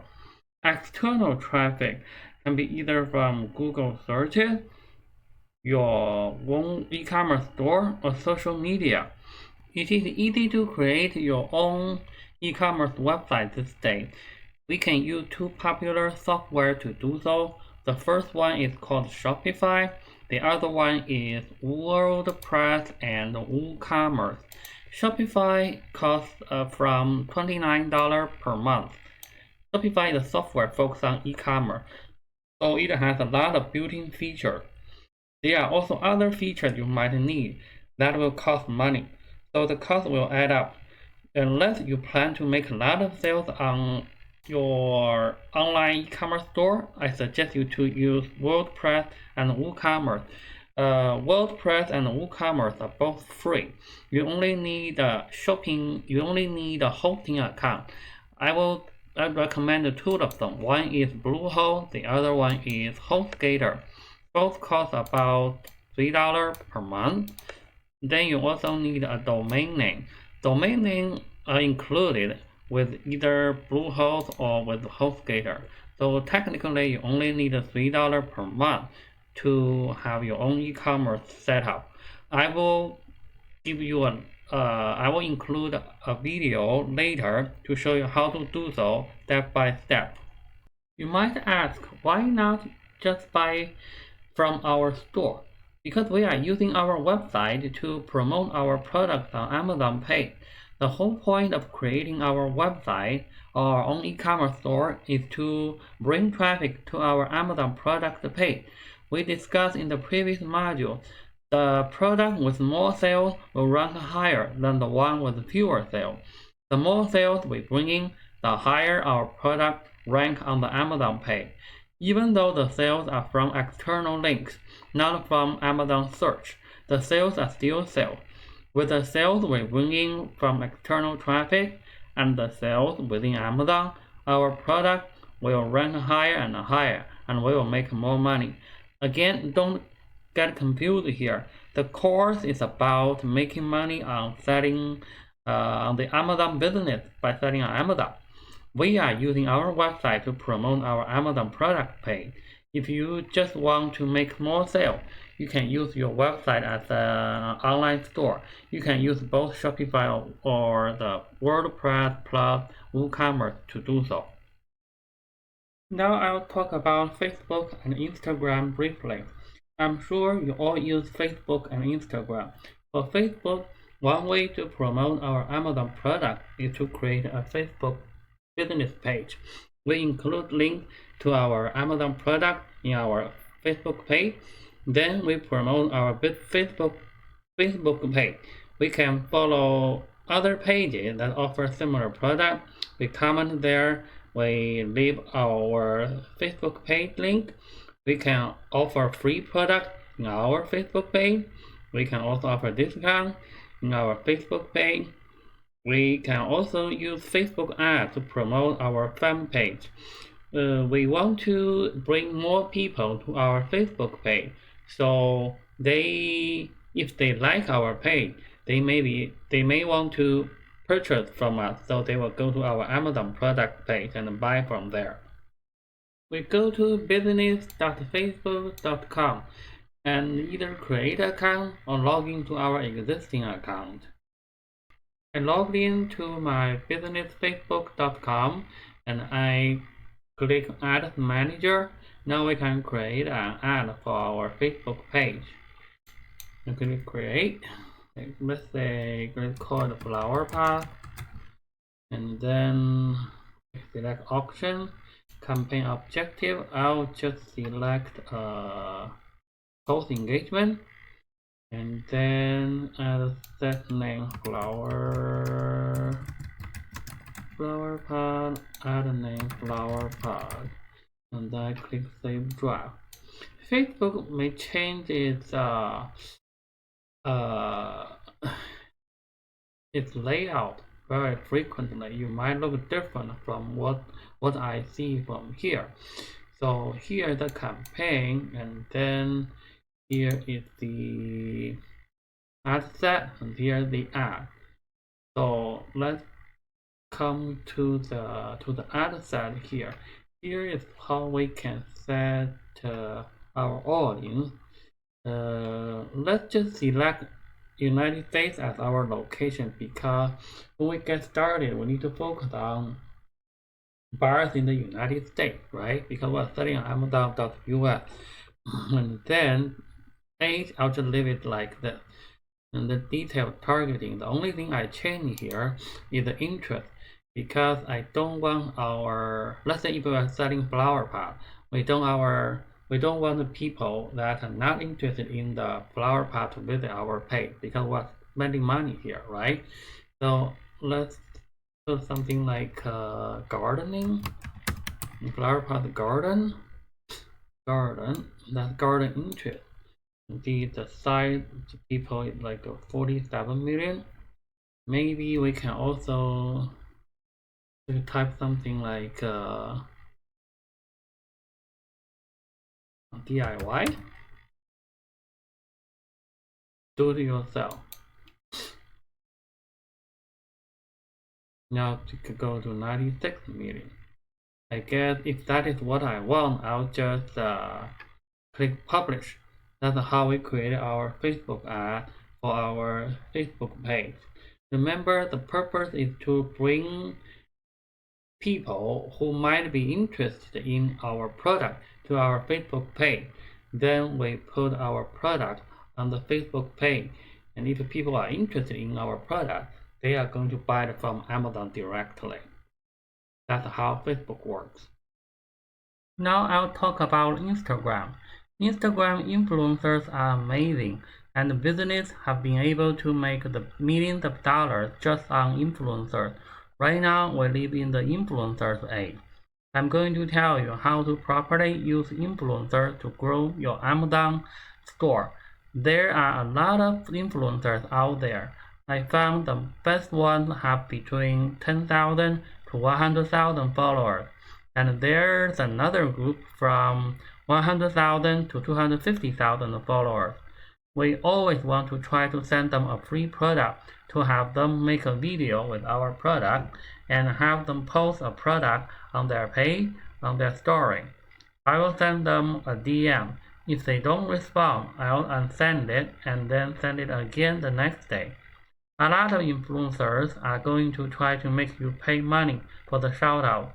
In that case, if you find a really good page or a really good influencer with 100,000 to 250,000 followers, then you can offer to pay them.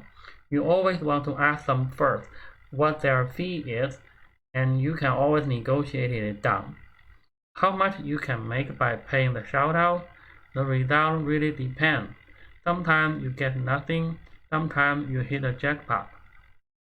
But if you don't want to pay money, micro-influencers are amazing. They are not celebrities. These are basically people on Instagram, and most of the followers are just their friends. And these people have between 1,000 to 10,000 followers. These are just the normal people that really like to hang out on Instagram. You DM them and say you want to give them a free product and ask them to post it. When their friends see it, and they might also send you a DM asking you for a free product. That way your product spreads with word of mouth. This word of mouth marketing is always more powerful than paid marketing. Now we have finished module 5. In Module 5, we have learned Amazon advertising, the PPC. We learned how to set up our automatic targeting campaign and also manual targeting campaign. Then we also talk about other internal marketing methods such as A+ content manager, early reviewer program, buying, deal, coupon, prime exclusive discount, and promotion. Then we talk about the external traffic sources. We talk about you can create your own online e-commerce store and also use social media like Facebook and Instagram. So we finished module 5. Congratulations! If you are still with me, you have finished all the modules. Now here are some final thoughts. The first thing is how Amazon ranks your product. The answer is no one really knows. However, most sellers agree that Amazon ranks the product higher if the index keyword had more sales. Remember we discussed in previous module, there are two different terms related with Amazon business. The first one is the keyword. Keyword is the term that you, the seller, insert in the Amazon product title, bullet point, description, and backend.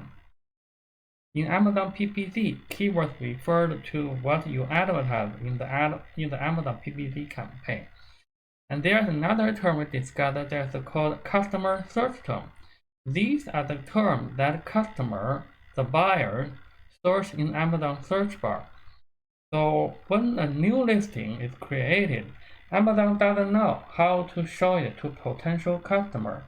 Amazon knows the keywords you provide, but Amazon might not agree with the keyword. Amazon might not agree with the keyword you provide is relevant to your product.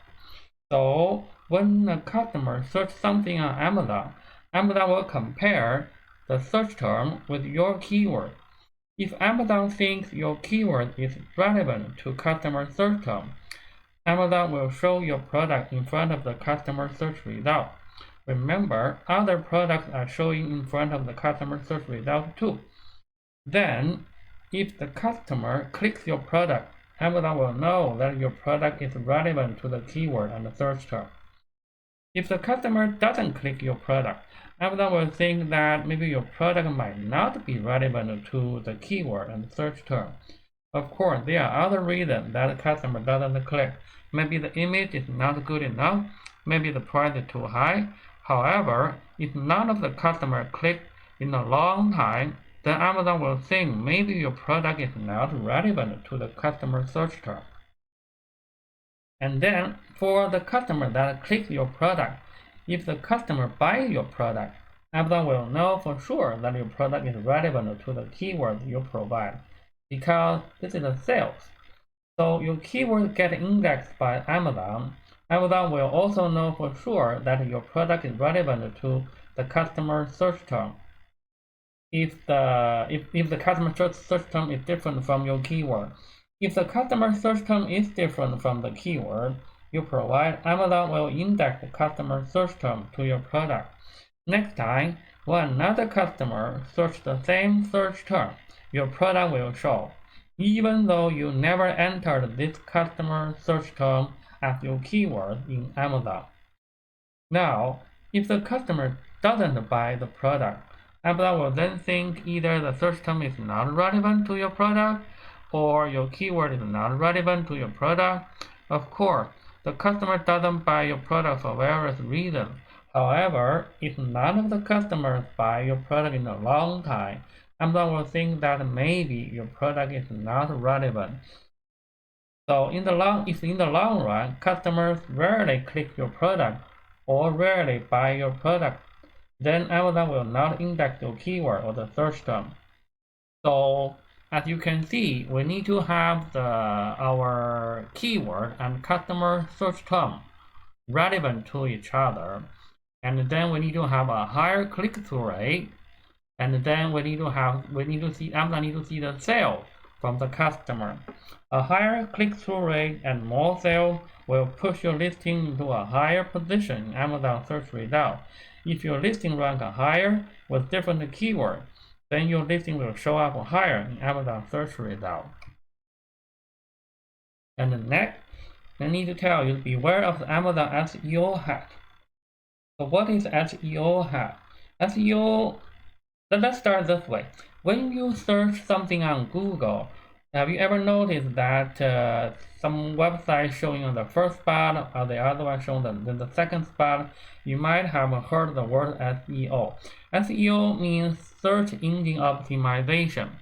It means that the website owner are using some method to rank the website higher in the search result. The higher the website rank, the more likely that the website is going to benefit from it. It can bring more sales, more sign-up, more visitors. In the SEO industry, there is a term called white hat SEO and a black hat SEO. White hat SEO simply follow the Google search algorithm and make the website more appealing to Google. But the black hat SEO is using some dirty trick to game the Google search algorithm and take advantage of it.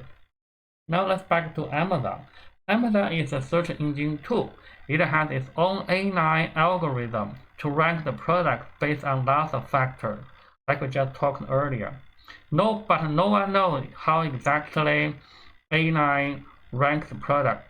But sellers tend to agree that more sales, more reviews are among the most important factors. So around year 2015, a lot of Amazon product reviews group appear. Sellers post their product link in this group and give some discount code, up to 99% discount. And buyers will use this discount code to buy the product from Amazon. Buyers get the product basically for free. In exchange, buyers will leave a positive review for the product. This review would help the seller to rank the product almost instantly on the #1 spot in the Amazon search result. It took Amazon about a year or 2 years to find out this black hat trick. Amazon then started taking down the listing. You might still find some listing. The first couple of reviews are always like this. I got the product at a discount in exchange for my honest review. I'll show you one example right now. Like this one. In exchange for the discount, I'm also try the product, give my honest opinion, something like that. This is back in September 2017. A lot of this type of review was deleted. I just happened to find out this one when I searched something on the Amazon. Today, this type of a group rarely exists, but there's a different type of group. They no longer say they will review your product. They say you can give them a deeply discount code and they will buy your product at the discount price. You are still going to get the sales volume, just not the review. Remember I said earlier, more sales are one of the important factors to rank your listing higher. I personally have never tried any of this service. I think this trick might work in the short term, but we don't know when Amazon is going to change the algorithm. Amazon might ignore any sales with a deep discount in the future. Your sales history will drop all of a sudden. Even worse, Amazon might take down your listing. So I suggest you to think very carefully if you use any type of this service. When you launch a new product, use most of the promotion method I talked about in Module 5. These are all white hat SEO to boost your sales. So give it a try. It is a learning process. If you take action, then you will see the result. The last thing you want to forget is the tax. I'm not a CPA or tax attorney. I'm giving you advice based on my own experience. There are 3 types of tax when you sell on Amazon.com, the USA site. The first one is sales tax from different states, because you are going to ship your product to different state customers. So technically, you are supposed to pay the local sales tax. Luckily, from this year, Amazon will report sales tax to most states. On behalf of you, I will leave this link below. you can see marketplace tax collection FAQ. So technically, Amazon Tennessee not started yet.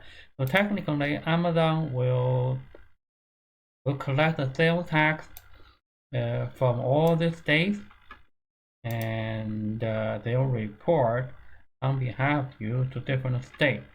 But you still need to talk to a CPA to find out whether will my sales tax obligation change. You should work with your tax advisor to make sure you are not going to need to report or something like that. So this is the sales tax part. The other two are the federal business income tax and the state business income tax. You will file business income tax to IRS and to your state, just like you file your personal income tax every year. The tax filing date will depend on when you incorporated your business. You will work with your CPA on these two taxes. Even if you file your own personal tax, I don't recommend you to file your business tax by yourself.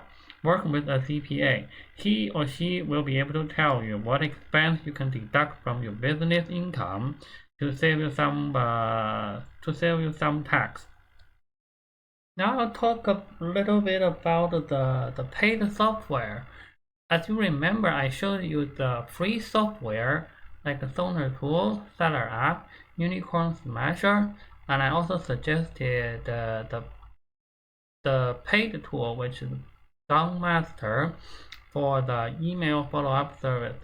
That the email follow-up service, you don't want to do it by yourself because it takes a lot of time. Master costs only about $9 per month. That is the investment you should make. And for the paid software, you probably have heard AMD Scout, Jungle Scout, Helium 10, Viral Launch. These four are probably one of the top 4 most popular paid software on the market right now. I'll tell you a little bit about them. Remember when I showed you how to do the product research? Let's say we go to Amazon, we search flower pot, and then I click the free tool Unicorn Smasher installed here, and then we click it, Unicorn Smasher, and we can see the rank, the category, the rank, the price, the estimated sale, estimated revenue, review, rating, either by FBA or non-FBA or Amazon sell it. This Unicorn Smasher only works when you type something here. If you don't search anything, Unicorn Smasher will not work. So for the other tool, the paid tool like either AMD Scout or Jungle Scout or Helium 10 or the Viral Launch, they all have Chrome extension. Once you install here, they basically work anywhere in the Amazon page. Let's say if you go here, and then if you click the Unicorn Smasher, it will not show anything. But if you click the other Chrome extension, it will show the result here. If you want to pick one of the paid tool, then you don't need to use Unicorn Smasher. Now let's check the price. The cheapest one is AMD Scout. They have a yearly plan. If you pay by year, just pay once together by year, then it will cost $179 or the $299. If you pay for a lifetime, it will cost like $300. If you pay monthly, it's something like $45 per month. So better pay by yearly, so it's going down cheaper. Jungle Scout, if you pay by monthly, that is about $49. Normally people just pay by yearly, so it's cheaper. And then Helium 10 and Viral Launch is about $99 per month. Because this is monthly, it's going back to $99 per month. Helium 10, if you pay by month, like $97 per month. So for the price, AMD Scout is the cheapest. Let's take a look at the feature. All of this will have some type of a seller course, just telling you how to do how to generate more sales on Amazon.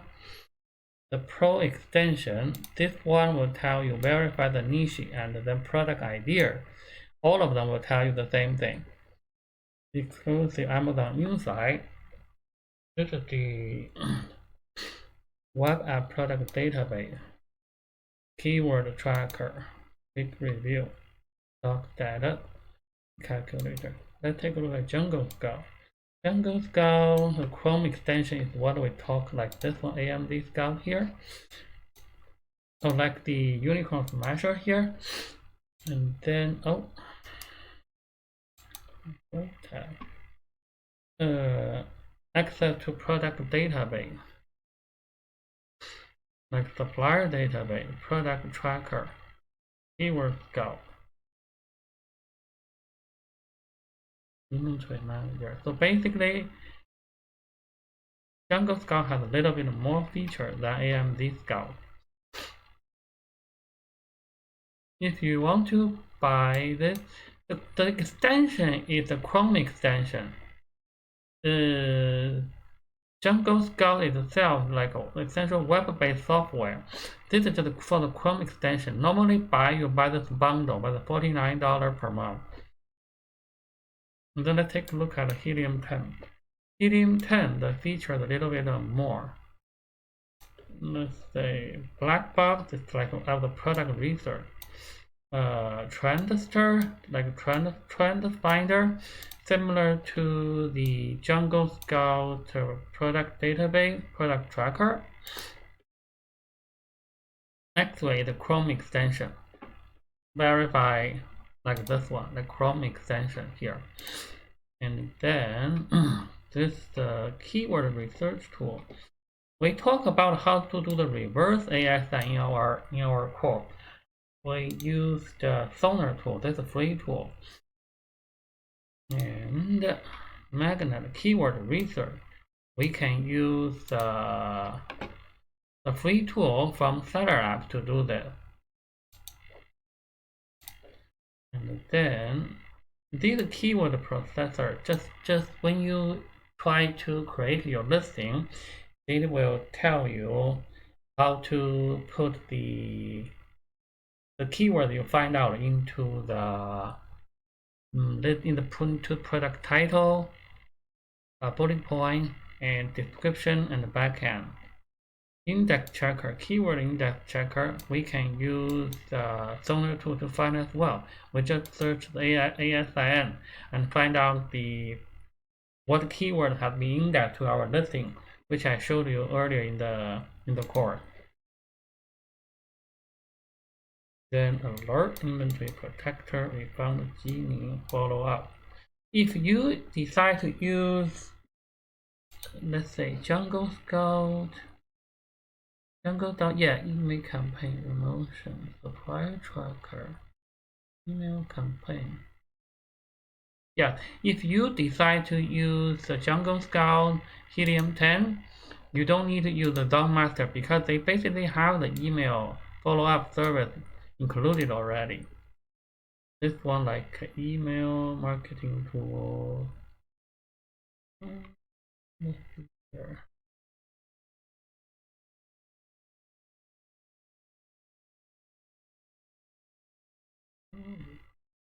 Yeah, here, follow-up email automation tool.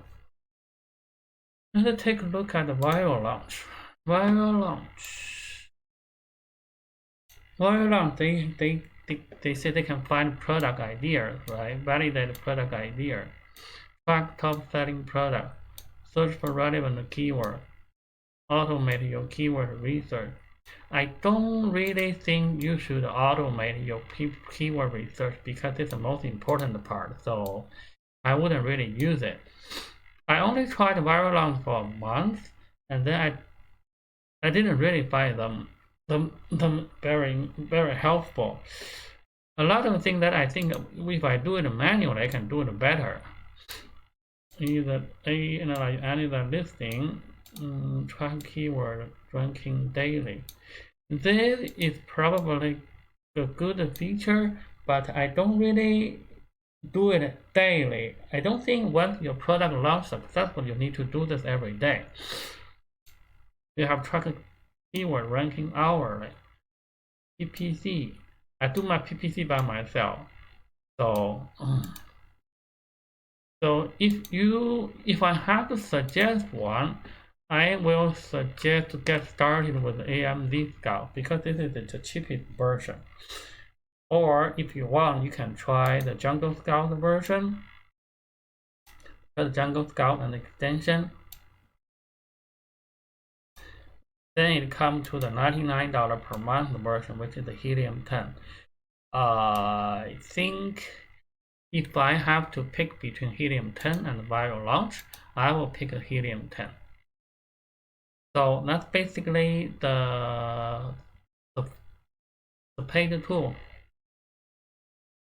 When you get started, you don't need to invest in paid tool. I've already showed you how to make a living by selling on Amazon with free tool. After you make money from your first product, you can invest in the paid tool.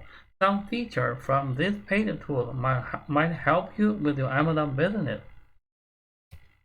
Now, congratulations! You have finished the course. It's time to start and take action. Online business is no different from offline business. We don't know how to do business when we were born. We learn from others and we learn from trying. Never give up. You are your own hero and you can change your life. You are the best. Give me a like and subscribe to my channel. Comment below with your questions and I will respond as soon as I can.